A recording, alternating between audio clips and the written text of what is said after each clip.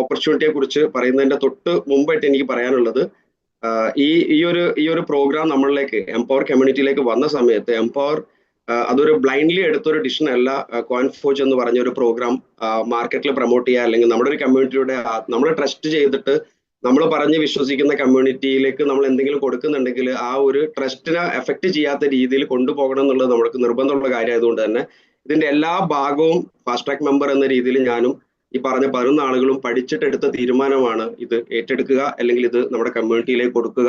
കമ്മ്യൂണിറ്റിയുടെ സക്സസ് ഉണ്ടാക്കാൻ പറ്റും, അല്ലെങ്കിൽ ഒരാൾക്കും ഇതുകൊണ്ട് ഒരു പെയിൻ ഉണ്ടാവില്ല എന്ന് ഉറപ്പുവരുത്തുകൊണ്ട് മാത്രമാണ് ഈ ഒരു കൺസെപ്റ്റ് അല്ലെങ്കിൽ ഈ ഒരു പ്രോജക്ട് നമ്മൾ ഏറ്റെടുക്കാനുണ്ടായ കാരണം കഴിഞ്ഞ 5 വർഷമായിട്ടും അമീൻ ബ്രോ, ഇല്ലാസ്ക അടങ്ങുന്ന ഒരു ഗ്രൂപ്പ് ഓഫ് ആളുകൾ ഈ ഒരു കമ്മ്യൂണിറ്റിയെ ബിൽഡ് ചെയ്യുന്ന സമയത്ത് ആ ഒരു ട്രസ്റ്റ് ആ രീതിയിൽ കൊണ്ടുവന്നതാണ്. അപ്പൊ ആർക്കെങ്കിലും വേണ്ടിയിട്ട് ആ ട്രസ്റ്റ് കളയാനുള്ളതല്ല. നമ്മൾ ആ ഒരു ഫാമിലി ബോണ്ട് എപ്പോഴും മെയിൻറ്റെയിൻ ചെയ്ത് പോകുന്നതുകൊണ്ട് തന്നെ കോയിൻഫോർജ് വന്നപ്പോഴും നമ്മൾ അത്രത്തോളം പഠിച്ചിട്ട് എടുത്തൊരു തീരുമാനമാണ് കോയിൻഫോർജ് ചെയ്യുക എന്നുള്ളത്. സോ കോയിൻഫോർജ് പഠിച്ച് എടുത്ത തീരുമാനത്തിന്റെ പുറത്തുള്ള ഒരു പ്രോജക്റ്റ് ആണ് എന്നുള്ളത് ആമുഖമായിട്ട് ഞാൻ പറയുന്നത്. സോ കോയിൻഫോർജ് എന്ന ഈ പ്രോജക്റ്റിന്റെ ഒരു മെയിൻ എന്ന് പറയുന്നത് നിങ്ങൾക്ക് താഴെ എഴുതി കാണുന്നുണ്ട്, ഫ്യൂച്ചർ ഓഫ് ഡിജിറ്റൽ വെൽത്ത് തന്നെയാണ്. നമുക്ക് ഡിജിറ്റൽ ആയിട്ട് അസറ്റ് ബിൽഡ് ചെയ്യാൻ പറ്റുന്ന വലിയൊരു പ്രോഗ്രാമാണ് കോയിൻഫോർജ് എന്ന് പറയുന്നത്. സോ ബിസിനസ് ഓപ്പർച്യൂണിറ്റി പ്രസന്റേഷൻ നിങ്ങൾ സ്ക്രീനിൽ കാണുന്നുണ്ടാവും.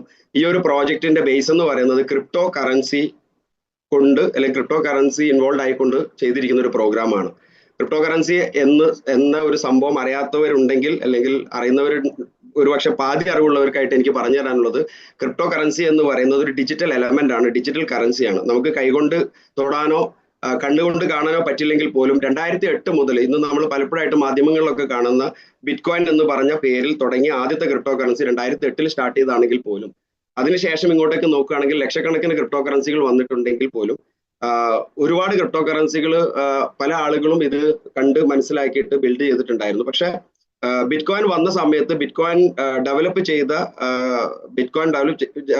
ചെയ്ത ഇന്നും അതാരാണെന്ന് റിവീൽ ചെയ്യാത്ത, അതാരാണ് ബിറ്റ്കോയിൻ ഡെവലപ്പ് ചെയ്തത് ഇന്നും അത് പേര് കൊണ്ട് മാത്രം സാത്തോഷി നക്കാമോട്ടോ എന്നുള്ള ഒരു പേര് മാത്രം പറഞ്ഞുകൊണ്ട് ഒരു എൻറ്റൈറ്റി ആണോ, ഒരു ഇൻഡിവിജ്വൽ പേഴ്സൺ ആണോ, അല്ലെങ്കിൽ ഒരു കമ്പനി ആണോ എന്നൊന്നും ഇന്ന് വരെ റിവീൽ ചെയ്യാത്ത ഒരു ഡെവലപ്പ് ചെയ്ത ഇൻവെന്റ് ചെയ്ത ഒരു എലമെന്റ് ആണ് ക്രിപ്റ്റോ കറൻസി എന്ന് പറയുന്ന ഈ എൻക്രിപ്റ്റഡ് കറൻസി എന്ന് പറഞ്ഞ ഡിജിറ്റൽ അല്ലെങ്കിൽ വെർച്വൽ കറൻസി.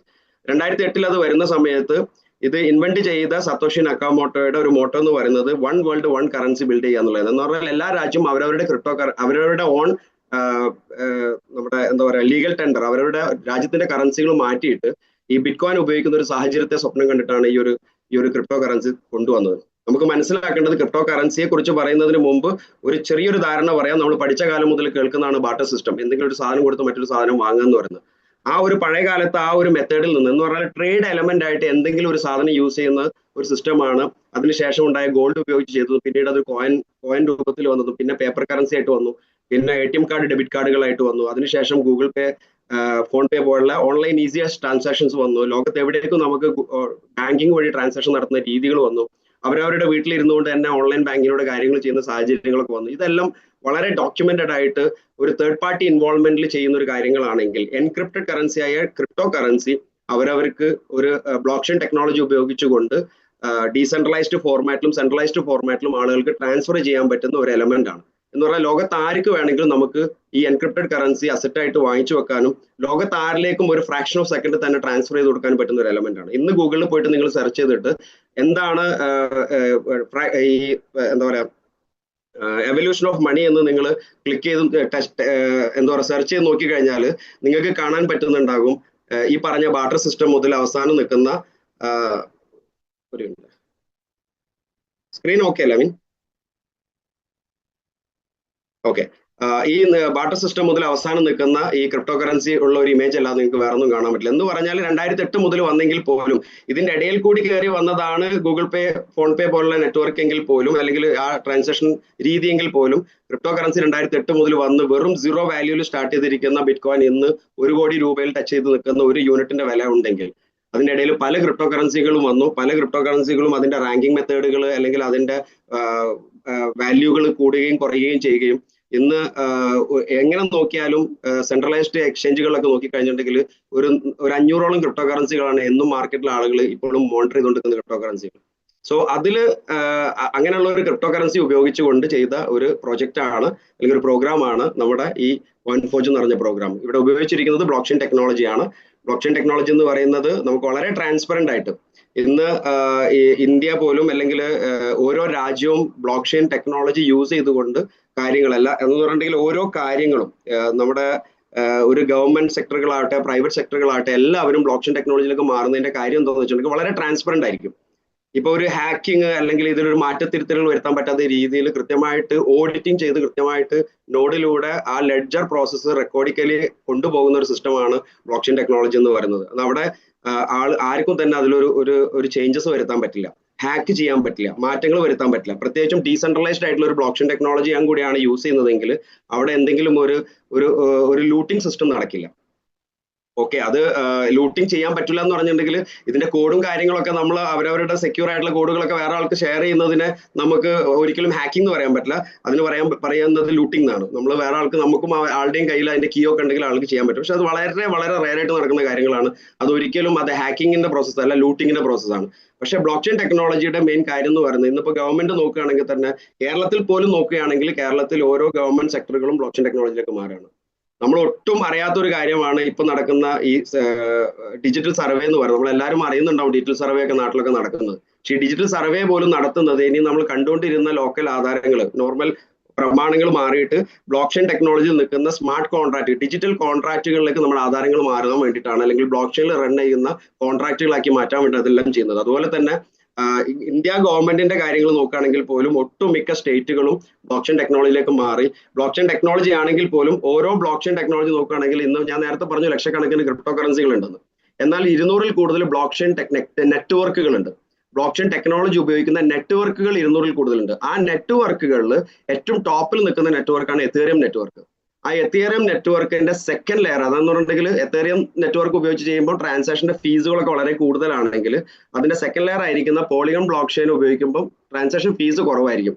മാത്രമല്ല എത്തേറിയം നെറ്റ്വർക്കിൽ ഫീസ് കൂടുതലെന്ന് മാത്രമല്ല ഓരോ മിനിറ്റിലും 60-70 ട്രാൻസാക്ഷൻ മാത്രമാണ് നടക്കുന്നതെങ്കിൽ പോളിഗൺ ബ്ലോക്ക് ചെയിനിൽ നടക്കുന്ന ട്രാൻസാക്ഷൻ എന്ന് പറഞ്ഞാൽ 60,000-ഓളം ട്രാൻസാക്ഷൻ ആണ് ഒരു മിനിറ്റിൽ നടക്കുന്നത്. സോ അതുകൊണ്ട് തന്നെ ചീപ്പായിട്ട് വളരെ എന്താ പറയുക ഫീസ് കുറവായിട്ട് ട്രാൻസാക്ഷൻ ഫീസ് കുറവ് കൊടുത്ത് ചെയ്യാൻ പറ്റുന്ന ഒരു നെറ്റ്വർക്കാണ്. അതുകൊണ്ട് തന്നെ ഇന്ത്യ ഗവൺമെന്റ് പല ഗവൺമെന്റ് സെക്ടറുകളും പോലീസ് സ്റ്റേഷനുകളാവട്ടെ ഗവൺമെന്റ് സ്ഥാപനങ്ങളാവട്ടെ എല്ലായിടത്തും ഇപ്പം ബ്ലോക്ക് ചെയിൻ കണക്ട് ചെയ്യുമ്പോൾ ഏറ്റവും കൂടുതൽ പ്രിഫർ ചെയ്യുന്ന ഒരു നെറ്റ്വർക്കാണ് ബ്ലോക്ക് ചെയിൻ നെറ്റ്വർക്കാണ് പോളിഗൺ ബ്ലോക്ക് ചെയിൻ എന്ന് പറയുന്നത്. So polygon block chain Ethereum block chain Solana block chain പോലുള്ള 200-ൽ കൂടുതൽ ബ്ലോക്ക് ചെയിൻ ഉണ്ടെങ്കിൽ ഇവിടെ നമ്മൾ ഉപയോഗിക്കുന്നതും ഈ പ്രോജക്റ്റിലേക്ക് ഈ ഡെവലപ്പർ ഉപയോഗിച്ചിരിക്കുന്നത് പോളിഗൺ ബ്ലോക്ക് ചെയിൻ ആണ്. സോ പോളിഗൺ ബ്ലോക്ക് ചെയിന്റെ പൊസിഷൻ ആണ് ഞാൻ ഒന്നും കൂടി നിങ്ങൾക്ക് പറഞ്ഞു തന്നത്. സോ നോൺ ഹാക്കബിൾ ആയിട്ട് റൺ ചെയ്യുന്ന ബ്ലോക്ക് ചെയിൻ ടെക്നോളജി ഉപയോഗിച്ച് ചെയ്തിരിക്കുന്ന ഒരു പ്രോഗ്രാം, ക്രിപ്റ്റോ കറൻസി ഉപയോഗിച്ച് ചെയ്തിരിക്കുന്ന ഒരു പ്രോഗ്രാം. സോ ഇതില് നമ്മളൊരു കാര്യം മനസ്സിലാക്കേണ്ടത് നമ്മുടെ കോയിൻഫോർജ് എന്ന് പറഞ്ഞ പ്രോഗ്രാമിന്റെ മെയിൻ ഒരു വിഷൻ എന്ന് പറയുന്നത് കോയിൻഫോർജ് ബ്ലോക്ക് ചെയിൻ പവേർഡ് ആയിട്ട് ഒരു എക്കോസിസ്റ്റത്തിൽ ഡെവലപ്പ് ചെയ്തൊരു പ്രോഗ്രാമാണ്. പ്ലസ് ഇത് ഡിസൈൻ ചെയ്തിരിക്കുന്ന സ്മാർട്ട് കോൺട്രാക്റ്റുകളാണ് എന്ന് പറഞ്ഞാൽ ഡിജിറ്റൽ കോൺട്രാക്റ്റുകളാണ്. നേരത്തെ പറഞ്ഞ ബ്ലോക്ക് ചെയിൻ ടെക്നോളജി ഉപയോഗിച്ച് ചെയ്യുന്ന കോഡിങ്ങിലൂടെ ചെയ്യുന്ന കോൺട്രാക്റ്റുകളാണ് സ്മാർട്ട് കോൺട്രാക്റ്റുകൾ എന്ന് പറയുന്നത്. കോഡിങ്ങിലൂടെ ചെയ്യുന്ന കോൺട്രാക്റ്റുകൾ അത് ബ്ലോക്ക് ചെയിനും കോഡിങ്ങും അറിയുന്ന ആളുകൾക്ക് അത് എളുപ്പത്തിൽ മനസ്സിലാക്കി പോലും നമ്മൾ മനസ്സിലാക്കേണ്ടത് കോഡിങ്ങിലൂടെ ചെയ്യുന്ന കോൺട്രാക്റ്റുകൾ വളരെ ഓട്ടോമേറ്റഡ് ആയിട്ട് റൺ ചെയ്യാനാണ് അതൊരു ഡീസെൻട്രലൈസ്ഡ് ഫോർമാറ്റിൽ റൺ ചെയ്യുന്നത്. ഇതിനടുത്ത ഭാഗത്ത് കുറച്ച് പോയിന്റുകൾ ഞാൻ പറയുന്നുണ്ട്. അതിൽ ഡീസെൻട്രലൈസ്ഡ് എന്താണെന്നുള്ളതൊക്കെ ഞാൻ പറയാം. മനസ്സിലാക്കേണ്ടത് വളരെ ട്രാൻസ്പെറന്റ് ആയിട്ട് ഒരാൾക്കും തേർഡ് പാർട്ടി ഇൻവോൾവ്മെന്റ് ഇല്ലാതെ ഡെവലപ്പർക്ക് പോലും ഇൻവോൾവ്മെന്റ് ആവാൻ പറ്റാത്ത രീതിയിൽ ബ്ലോക്ക് ചെയിനിൽ ഡിപ്ലോയ് ചെയ്തിരിക്കുന്ന സ്മാർട്ട് കോൺട്രാക്ട്. ഈ സ്മാർട്ട് കോൺട്രാക്റ്റുകളാണ് നമ്മൾ പർച്ചേസ് ചെയ്യുന്നതും ഈ സ്മാർട്ട് കോൺട്രാക്റ്റുകളോടാണ് നമ്മൾ ഈ പ്രോഗ്രാമിൽ ഭാഗമാകുന്നതും. ഈ സ്മാർട്ട് കോൺട്രാക്റ്റുകളിൽ എന്തെങ്കിലും ഒരു മാറ്റത്തിരുത്തലുകൾ വരുത്തുക എന്ന് പറയുന്നത് പോസിബിൾ അല്ല. അതുകൊണ്ടാണ് തേർഡ് പാർട്ടി ഇൻവോൾവ്മെന്റ് എന്ന് പറഞ്ഞാൽ ഡെവലപ്പർക്ക് പറ്റും വേറൊരാൾക്ക് പറ്റൂല എന്നല്ല. ഡെവലപ്പർക്ക് പോലും പറ്റൂല എന്ന് പറയാൻ കാരണം ഇത് ഒരിക്കൽ സ്മാർട്ട് കോൺട്രാക്റ്റിൽ ഡിസൈൻ ചെയ്ത ഒരു പ്രോഗ്രാം അത് ബ്ലോക്ക് ചെയിൻ ടെക്നോളജിയിൽ കണക്ട് ചെയ്ത് ഡീസെൻട്രലൈസ്ഡ് ചെയ്യുന്നതോട് കൂടിയിട്ട് അവിടെ തേർഡ് പാർട്ടി ഇൻവോൾവ്മെന്റ് ഇല്ല. അതായത് മറ്റൊരു ആളുടെ ഇൻവോൾവ്മെന്റ് ഇല്ലാതെ 100% എപ്പോഴും ഒരു നെറ്റ്വർക്ക് ഇഷ്യൂ ഇല്ലാതെ പ്രോപ്പർ ആയിട്ട് റൺ ചെയ്യുന്ന രീതിയിൽ ഡിസൈൻ ചെയ്തൊരു പ്രോഗ്രാം. ആളുകൾക്ക് ഫിനാൻഷ്യൽ ഫ്രീഡം ഡെവലപ്പ് ചെയ്യാൻ പറ്റുന്ന രീതിയിൽ എത്ര കണ്ട് ആളുകൾക്ക് ഇതൊന്ന് വരുമാനം ഉണ്ടാക്കണം അത്ര കണ്ട് വരുമാനം ഉണ്ടാക്കാൻ പറ്റുന്ന രീതിയിൽ ഡിസൈൻ ചെയ്തൊരു പ്രോഗ്രാം. ഇത് ഞാൻ നേരത്തെ പറഞ്ഞ പോളിഗൺ ബ്ലോക്ക് ചെയിനിലാണ് ബിൽഡ് ചെയ്തിരിക്കുന്നത്. സോ പോളിഗൺ ബ്ലോക്ക് ചെയിന്റെ പൊസിഷൻ എത്രത്തോളം വലുതാണെന്നുള്ളത് ഞാൻ ഓൾറെഡി നിങ്ങൾക്ക് പറഞ്ഞു തന്നു. സോ പോളിഗൺ ബ്ലോക്ക് ചെയിനിൽ ബിൽഡ് ചെയ്തിരിക്കുന്ന ഒരു പ്രോഗ്രാം പ്ലസ് ഇതിൽ ഉപയോഗിച്ചിരിക്കുന്ന ട്രാൻസാക്ഷൻ എലമെന്റ് എന്ന് പറയുന്നത് USDT ആണ്. ക്രിപ്റ്റോ കറൻസിയെ കുറിച്ച് പറയുമ്പോൾ ഞാൻ നേരത്തെ നിങ്ങളോട് പറഞ്ഞിരുന്നു അവിടെ ബിറ്റ് കോയിന് പോലുള്ള ക്രിപ്റ്റോ കറൻസികളാണ് തുടക്കകാലത്ത് വന്നെങ്കിൽ പോലും ഇന്ന് ലോകത്ത് 2 ലക്ഷത്തിൽ കൂടുതൽ ക്രിപ്റ്റോ കറൻസി ഉണ്ടെങ്കിൽ ഇന്ന് ലോകത്ത് സെക്കൻഡ് റാങ്കിൽ നിൽക്കുന്ന ഒരു ക്രിപ്റ്റോ കറൻസിയാണ് USDT. പക്ഷെ അന്ന് 2008-ലും 2009-ലും 2010-ലും ഇന്ന് ഒരു കോടി രൂപ ഒരു ബിറ്റ് കോയിൻ ആയിട്ടുണ്ടെങ്കിൽ USDTയുടെ ഒരു പ്രത്യേകത എന്താണെന്ന് വെച്ചിട്ടുണ്ടെങ്കിൽ USDTയുടെ വില കൂടുകയും ചെയ്യില്ല, കുറയുകയും ചെയ്യില്ല. എന്നും അമേരിക്കൻ ഡോളറിന്റെ പ്രൈസ് എന്താണോ അതാണ് USDTയുടെ റേറ്റ് എന്ന് പറയുന്നത്. സോ USDT എന്ന് പറയുന്നത് ഇന്നത്തെ മാർക്കറ്റ് റേറ്റ് നോക്കുകയാണെങ്കിൽ അപ്രോക്സിമേറ്റ്ലി 90-91 രൂപക്ക് ഇന്ത്യൻ മാർക്കറ്റിൽ USDT വാങ്ങാനും വിൽക്കാനും പറ്റും. സോ അവിടെ നമുക്ക് എക്സ്ചേഞ്ച് വഴി വിൽക്കാം, നമുക്ക് പേഴ്സൺ ടു പേഴ്സൺ ട്രാൻസാക്ഷൻ നടത്താം. സോ ഇവിടെ യൂസ് ചെയ്തിരിക്കുന്ന ഒരു ട്രാൻസാക്ഷൻ എലമെന്റ് എന്ന് പറയുന്നത് USDT ആണ്. അല്ലെങ്കിൽ അല്ലാതെ നമ്മൾ പലപ്പോഴും ഇങ്ങനെ ക്രിപ്റ്റോ പ്രോജക്റ്റുകളെ കുറിച്ച് പറയുമ്പോൾ ആളുകൾ പറയാറുണ്ട് മോറിസ്കോനെ കുറിച്ച് കേട്ടിട്ടുണ്ട്, അല്ലെങ്കിൽ ഇതുപോലെ കേൾക്കാത്ത മറ്റുള്ള കുറെ ക്രിപ്റ്റോ കറൻസിയെ കുറിച്ച് കേട്ടിട്ടുണ്ട്. ശരിയാണ്, കാരണം ക്രിപ്റ്റോ കറൻസി എന്ന് പറയുന്ന സമയത്ത് പ്രത്യേകിച്ചും ആളുകളുടെ മനസ്സിൽ ഓടി വരുന്നത് ഇതുപോലെ സ്കാമിനെ കുറിച്ചാണ്. നമ്മളെ ഒരു പ്രത്യേകത എന്താണെന്ന്, അല്ലെങ്കിൽ നമ്മൾ ചെയ്യുന്ന പ്രോഗ്രാമുകളുടെ ഒരു സെക്യൂരിറ്റി എന്താണെന്ന് വെച്ചിട്ടുണ്ടെങ്കിൽ ഒരിക്കലും ഇതുപോലുള്ള ഇഷ്യൂ അല്ലെങ്കിൽ ഇതുപോലുള്ള പ്രോബ്ലംസ് വരാത്ത 100% ഡീസെൻട്രലൈസ്ഡ് ആയിട്ട് റൺ ചെയ്യുന്ന പ്രോഗ്രാം ആയതുകൊണ്ട് മാത്രമാണ് എംപവർ ഏറ്റെടുത്തിരിക്കുന്നത്. അവിടെ യൂസ് ചെയ്തിരിക്കുന്ന എലമെന്റും ഞാൻ ഈ പ്രത്യേകം എക്സ്പ്ലെയിൻ ചെയ്യുന്നത് USDT ആണ്. അത് അമേരിക്കൻ ഡോളറായിട്ട് സ്റ്റേബിൾ ആണ്, അത് വില കൂടുകയുമില്ല, കുറയുകയുമില്ല. എപ്പോഴാണ് അമേരിക്കൻ ഡോളറിന്റെ വിലയിൽ ചെറിയ മാറ്റ വ്യത്യാസം വന്നേക്കാം. ഇന്ന് അമേരിക്കൻ ഡോളറിന്റെ മാർക്കറ്റ് റേറ്റ് കറൻസിന്റെ വില 84-85 ഒക്കെ ആണെങ്കിൽ ഇവിടെ USDTയുടെ വില ഇന്ത്യൻ മാർക്കറ്റിൽ എപ്പോഴും 89 മുതൽ 92 രൂപയുടെ ഇടയിലായിരിക്കും. ഇന്ന് എംപവർ കമ്മ്യൂണിറ്റിയിൽ എപ്പോഴും ആളുകൾ വാങ്ങുന്നതും വിൽക്കുന്നതും സ്റ്റേബിൾ ആയിട്ടുള്ള റേറ്റ് ആണ്. അത് 91 രൂപയാണ്. ക്ലിയർ? ഇനി മൂന്നാമത്തെ ഒരു പോയിന്റ് ആണ് ഇൻസ്റ്റന്റ് പേ ഔട്ട് ആണ്. ഇൻസ്റ്റന്റ് പേ ഔട്ട് എന്ന് പറഞ്ഞാൽ എന്തൊരു ആക്ടിവിറ്റി നമ്മളുമായിട്ട് കണക്ട് ചെയ്ത നമ്മുടെ നെറ്റ്വർക്കിൽ നടക്കുമ്പോഴും ആ സെയിം ഫ്രാക്ഷൻ ഓഫ് സെക്കൻഡ് തന്നെ നമുക്ക് അതിന്റെ ഇൻകം വരുമാനമായിട്ട് നമ്മുടെ വാലറ്റിൽ കയറും. സെയിം സെക്കൻഡിൽ, അല്ലാതെ ഒരു പിന്നീട് ഒരിക്കലോ മറ്റുള്ള അല്ലെങ്കിൽ ഒരു MLM ആയിട്ടൊക്കെ കമ്പയർ ചെയ്യുന്ന സമയത്ത് നമുക്കറിയാം ആഴ്ചയിൽ ഒരിക്കലോ അല്ലെങ്കിൽ 2 ആഴ്ചയിൽ ഒരിക്കലോ അല്ലെങ്കിൽ അവിടെ PV മാച്ചിങ് അല്ലെങ്കിൽ Aയും Bയും മാച്ച്. ഞാൻ ഈ നെറ്റ്വർക്ക് ഒന്നും ചെയ്തില്ലെങ്കിൽ പോലും എനിക്ക് അറിയാവുന്ന ഒരു മേഖല ആയതുകൊണ്ട് ഞാൻ പറയുന്നതാണ്. പലപ്പോഴും പേയ്മെന്റുകളൊക്കെ നമുക്ക് കിട്ടേണ്ട ഇൻകം അവരുടെ സൗകര്യത്തിനും അവർ പല രീതിയിലും അവരുടെ ആവശ്യങ്ങൾ കഴിഞ്ഞിട്ടും അവരുടെ അക്കൗണ്ടിലേക്ക് നമ്മൾ ട്രാൻസാക്ഷൻ നടത്തുകയൊക്കെ ചെയ്യുന്നത് കൊണ്ട് അവിടെ അവരുടെ ടൈം ഫ്രെയിം അനുസരിച്ചിട്ടും അവരുടെ ഇൻവോൾവ്മെന്റ് അനുസരിച്ചിട്ടും അവരുടെ അക്കൗണ്ട്സ് ഡിസൈഡ് ചെയ്യുന്ന ടൈം അനുസരിച്ചിട്ടൊക്കെ ആയിരിക്കും നമുക്ക് പേയ്മെന്റ് കിട്ടുന്നെങ്കിൽ ഇവിടെ നമുക്ക് കിട്ടുന്ന പേയ്മെന്റ് ആ ഫ്രാക്ഷൻ ഓഫ് സെക്കൻഡിലാണ്. ഇൻസ്റ്റന്റ് പേ ഔട്ട് ആണ്. ആ സെയിം സെക്കൻഡിൽ എന്തൊരു ആക്ടിവിറ്റി നടക്കുമ്പോഴും നമ്മുടെ ക്രിപ്റ്റോ വാലറ്റിൽ, ഒരിക്കലും ഇവിടെ പബ്ലിക് ആയിട്ടുള്ള ഒരു വാലറ്റ് അല്ല യൂസ് ചെയ്തിരിക്കുന്നത്, ഇവിടെ ഒരു പ്രൈവറ്റ് ആയിട്ടുള്ള ഒരു വാലറ്റ് അല്ല യൂസ് ചെയ്തിരിക്കുന്നത്, പബ്ലിക് ആയിട്ടുള്ള ഏതൊരാൾക്കും ലോകത്ത് 500 മില്യണിൽ കൂടുതൽ ആളുകൾ ഉപയോഗിക്കുന്ന വാലറ്റ് ഉപയോഗിച്ച് ചെയ്യുന്ന ഒരു പ്രോഗ്രാമാണ്. പ്രൈവറ്റ് ആയിട്ട് വാലറ്റ് അല്ല എന്ന് ഞാൻ പ്രത്യേകം പോയിന്റ് ചെയ്യുന്നത്. നമുക്കറിയാം MTFE, ടൈറ്റാൻ ക്യാപിറ്റൽ, ഞാൻ പേരെടുത്ത് പറയല്ല, ഇതെല്ലാം തന്നെ ആളുകൾക്കിടയിൽ ഒരുപാട് പ്രയാസങ്ങളും പെയിനും ക്രിയേറ്റ് ചെയ്തിരിക്കുന്ന പ്രോജക്റ്റുകളായിട്ട് വന്നിട്ട് കാശ് അടിച്ചുകൊണ്ടുപോയ ആൾക്കാരാണ്. ഇതെല്ലാം അവരവരുടെ ഓൺ വാലറ്റ് ക്രിയേറ്റ് ചെയ്ത് ആ വാലറ്റിലേക്ക് ആളുകൾ കൊണ്ട് USDT ഇടിപ്പിച്ച് അതിന് നിങ്ങൾക്ക് കൃത്യമായിട്ട് ഒരു പലിശ പോലെ ഒരു കോമ്പൗണ്ട് പ്രോഫിറ്റ് തരാന്നൊക്കെ പറഞ്ഞ് ഇത്ര പെർസെന്റേജ് തരാന്ന് പറയുന്ന സിസ്റ്റമാണ്. ഇവിടെ അങ്ങനത്തെ ഒരു പരിപാടിയില്ല. ആ രീതിയിൽ ആർക്കെങ്കിലും എന്തെങ്കിലും ഓഫർ ചെയ്ത ഒരു പ്രൊജക്ട് അല്ല ഇത്. നമുക്ക് ഇതിനൊരു സിസ്റ്റം ഉണ്ട്. ആ സിസ്റ്റം എന്താണെന്ന് മനസ്സിലാക്കി കഴിഞ്ഞിട്ടുണ്ടെങ്കിൽ ഇതിൽ ആക്റ്റീവായിട്ടും പാസീവായിട്ടും ഒക്കെ ഇൻകം കിട്ടും. അതൊക്കെ ആ സെയിം സെക്കൻഡിൽ തന്നെ കിട്ടും. അല്ലാതെ നമുക്കൊരു ഇൻകം വന്നിട്ടുണ്ട്, അത് എടുക്കാൻ വേണ്ടിയിട്ട് നമുക്ക് പേയ്മെന്റ് വിഡ്രോവൽ ചെയ്യാൻ വേണ്ടി റിക്വസ്റ്റ് കൊടുക്കണം, ഈ രീതിയിലുള്ള ഒരു പ്രോസസ്സും ഇല്ല. നമുക്ക് എപ്പോഴാണോ ഇൻകം നമ്മുടെ നെറ്റ്വർക്കിൽ കിട്ടുന്നത് ആ സെയിം സെക്കൻഡ് നമ്മുടെ വാലറ്റിൽ വരും. ആ സമയം മുതൽ നമ്മുടെ കൺട്രോളാണ്, നമ്മുടെ ചോയ്സ് ആണ് അത് എന്ത് ചെയ്യണം എന്നുള്ളത്. പിന്നെ ഗ്ലോബൽ ആക്സസിബിലിറ്റി എന്ന് ഉദ്ദേശിക്കുന്നത് ലോകത്ത് ഏത് നെറ്റ്വർക്കുള്ള ഏതൊരാളുമായിട്ട് നമുക്ക് ഇത് കണക്ട് ചെയ്യാൻ പറ്റും. നമുക്ക് മറ്റുള്ള കാര്യങ്ങളായിട്ട് നോക്കുമ്പോൾ നമുക്കറിയാം നമുക്ക് എന്തൊരു ബിസിനസ്സും നമ്മൾ നിൽക്കുന്ന നാടുമായിട്ട് നമുക്ക് ചെയ്യാൻ പറ്റുള്ളൂ, അല്ലെങ്കിൽ ഏതെങ്കിലും ഒരു കമ്പനി ആയിട്ട് പുറത്തുള്ള ആളുകളായിട്ട് ചെയ്യാൻ പറ്റുള്ളൂ.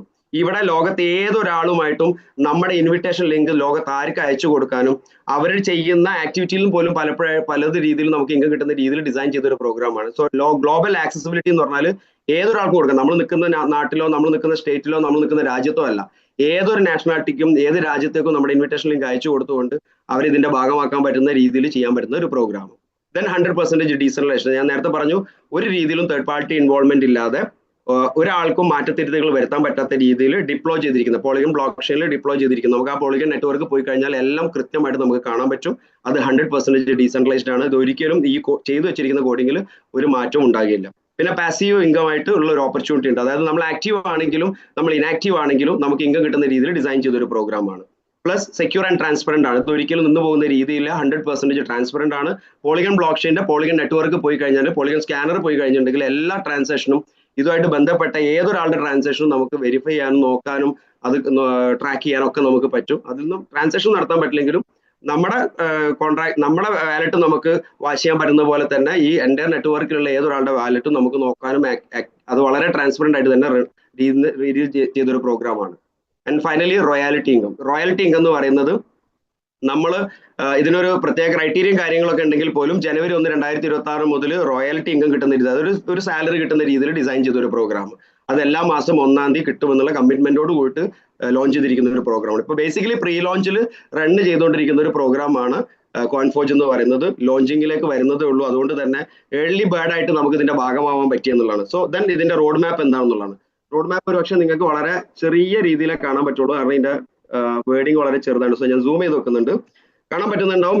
ഇതിന്റെ റോഡ് മാപ്പിൽ ആദ്യത്തെ പ്രോഗ്രാം അല്ലെങ്കിൽ കിക്ക് ഓഫ് എന്ന് പറയുന്നത് മാർച്ച് 2025 ആ പ്രോഗ്രാമിൽ ഫോർജ് റൈസ് എന്ന് പറഞ്ഞ പ്രോഗ്രാം, ഫോർജ് റൈസ് എന്ന് പറയുന്നത് ഇതിന്റെ ആദ്യത്തെ ഇനീഷ്യൽ പ്രോഗ്രാം, നമുക്ക് ആളുകളിലേക്ക് കണക്ട് ചെയ്യാനും ആളുകൾക്ക് നെറ്റ്വർക്ക് ബിൽഡ് ചെയ്യാൻ, നമുക്ക് ആളുകൾ കൊടുത്തുകൊണ്ട് ആളുകൾ എന്ത് ആക്ടിവിറ്റി ചെയ്താലും നമുക്ക് റെഫറൽ ഇൻകം ആയിട്ടും ലെവൽ ഇൻകം ആയിട്ടും ഗ്ലോബൽ ഇൻകം ആയിട്ടും അങ്ങനെയുള്ള ബൈ പ്രൊഡക്റ്റ് ആയിട്ട് എനർജി ടോക്കന് അതുവഴി നമുക്ക് കിട്ടാവുന്ന എന്താ പറയാ ബൈ പ്രോഡക്റ്റിന് ബദലായിട്ട് കിട്ടുന്ന അവരുടെ ഓൺ ടോക്കൺ, ഈ പ്രോജക്റ്റിന്റെ ഓൺ ടോക്കൺ, ഇങ്ങനെല്ലാം കിട്ടുന്ന രീതിയിൽ ഡിസൈൻ ചെയ്ത ആദ്യത്തെ പ്രോഗ്രാമിൽ 9 കോൺട്രാക്റ്റിൽ ആദ്യത്തെ 6 കോൺട്രാക്ട് ലോഞ്ച് ചെയ്തിരിക്കുന്നത് മാർച്ച് 2025 കഴിഞ്ഞ 6 മാസമായിട്ട് ലോഞ്ച് ചെയ്യാൻ വേണ്ടി പ്ലാൻ ചെയ്ത് നോക്കി, ടെസ്റ്റിംഗ് കഴിഞ്ഞു, അതിന്റെ ഗ്ലിച്ച് ഒന്നുമില്ല, നെറ്റ്വർക്ക് പ്രോബ്ലം ഒന്നും ഇല്ല എന്ന് ഉറപ്പ് വരുത്തിയ ശേഷം പ്രീ ലോഞ്ച് നടന്നിരിക്കുന്നത് 2025 മാർച്ചിലാണ്. അത് 13-ാം തീയതി മാർച്ചിലായിരുന്നു.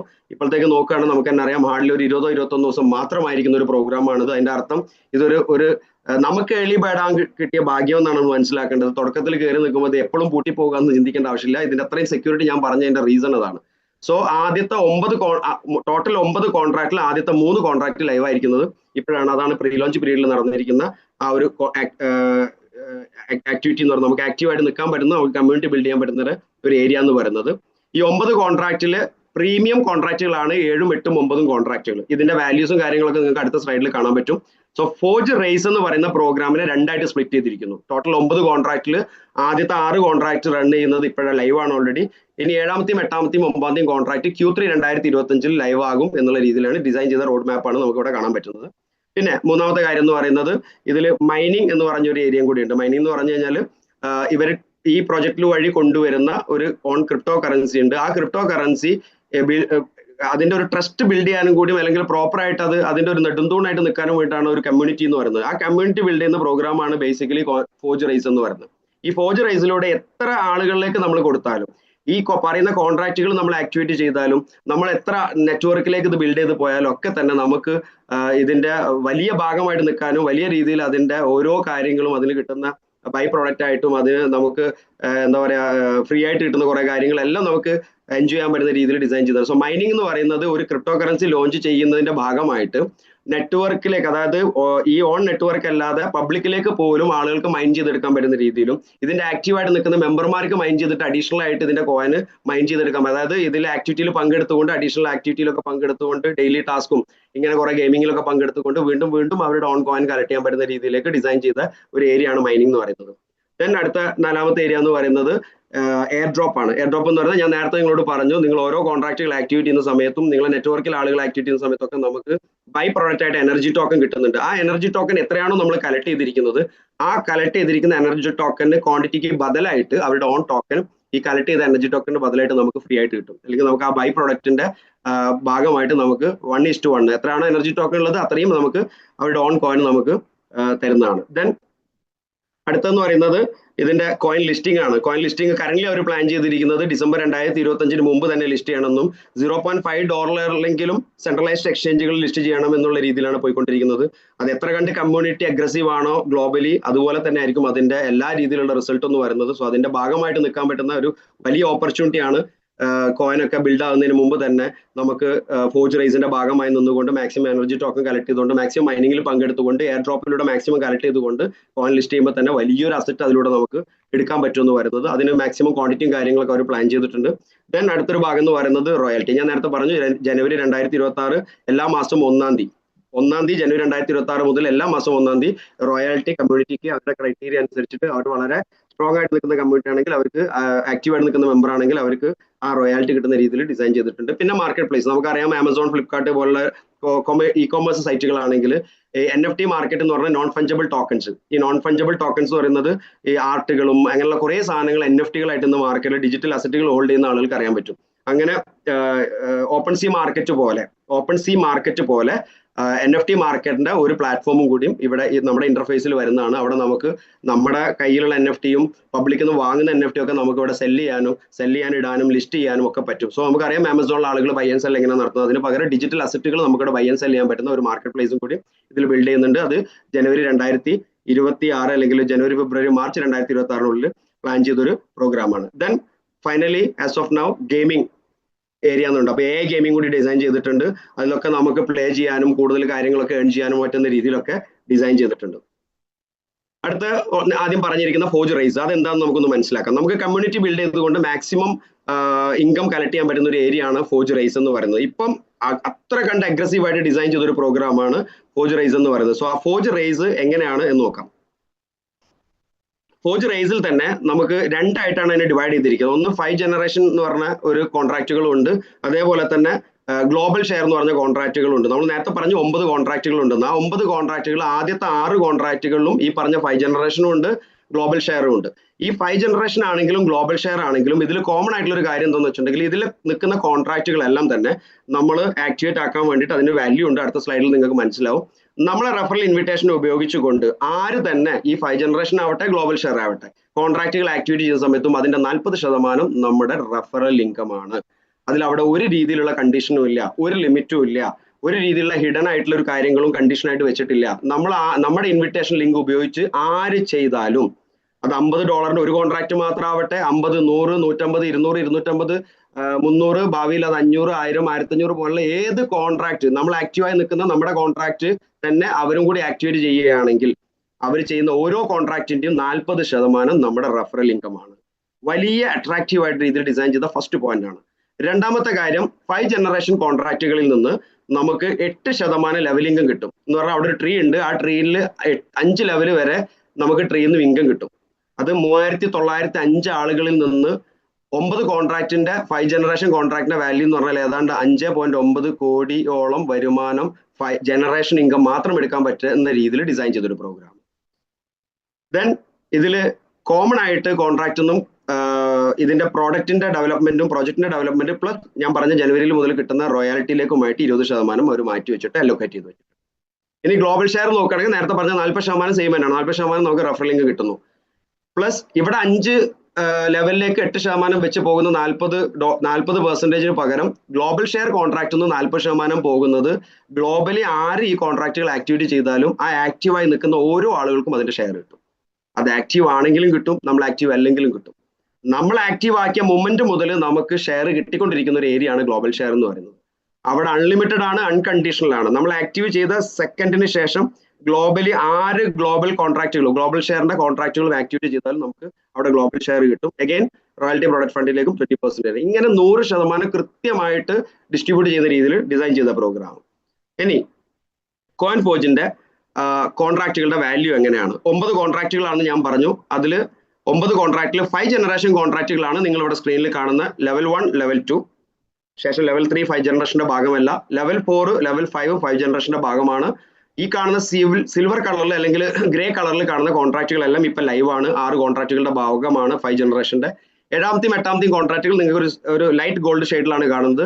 ആ 7ാമത്തെയും 8ാമത്തെയും 5 ജനറേഷൻ കോൺട്രാക്റ്റുകൾ ഭാവിയിൽ അതായത് Q3 2025 ജൂൺ ജൂലൈ ഓഗസ്റ്റ് സമയങ്ങളിലൊക്കെ ഓപ്പൺ ആകുമെന്നാണ് ഇപ്പോഴത്തെ റോഡ് മാപ്പ് പ്രകാരം പ്ലാനിലിരിക്കുന്നത്.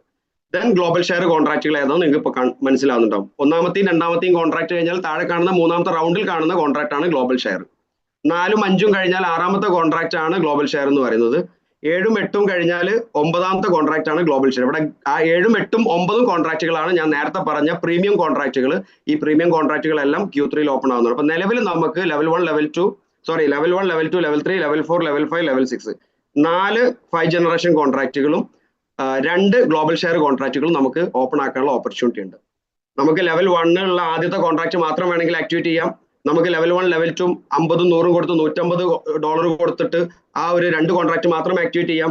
നമുക്ക് ഒരു ഗ്ലോബൽ ഷെയർ എങ്കിലും വേണമെങ്കിൽ ആദ്യത്തെ 50ഉം രണ്ടാമത്തെ 100ഉം മൂന്നാമത്തെ 150ഉം ചേർന്ന് ടോട്ടൽ $300 കൊടുത്തു കഴിഞ്ഞിട്ടുണ്ടെങ്കിൽ ആ മൂന്നാമത്തെ കോൺട്രാക്റ്റിൽ ഗ്ലോബൽ ഷെയർ അടക്കം കിട്ടുന്ന രീതിയിൽ നമുക്ക് ആക്ടിവേറ്റ് ചെയ്യാം.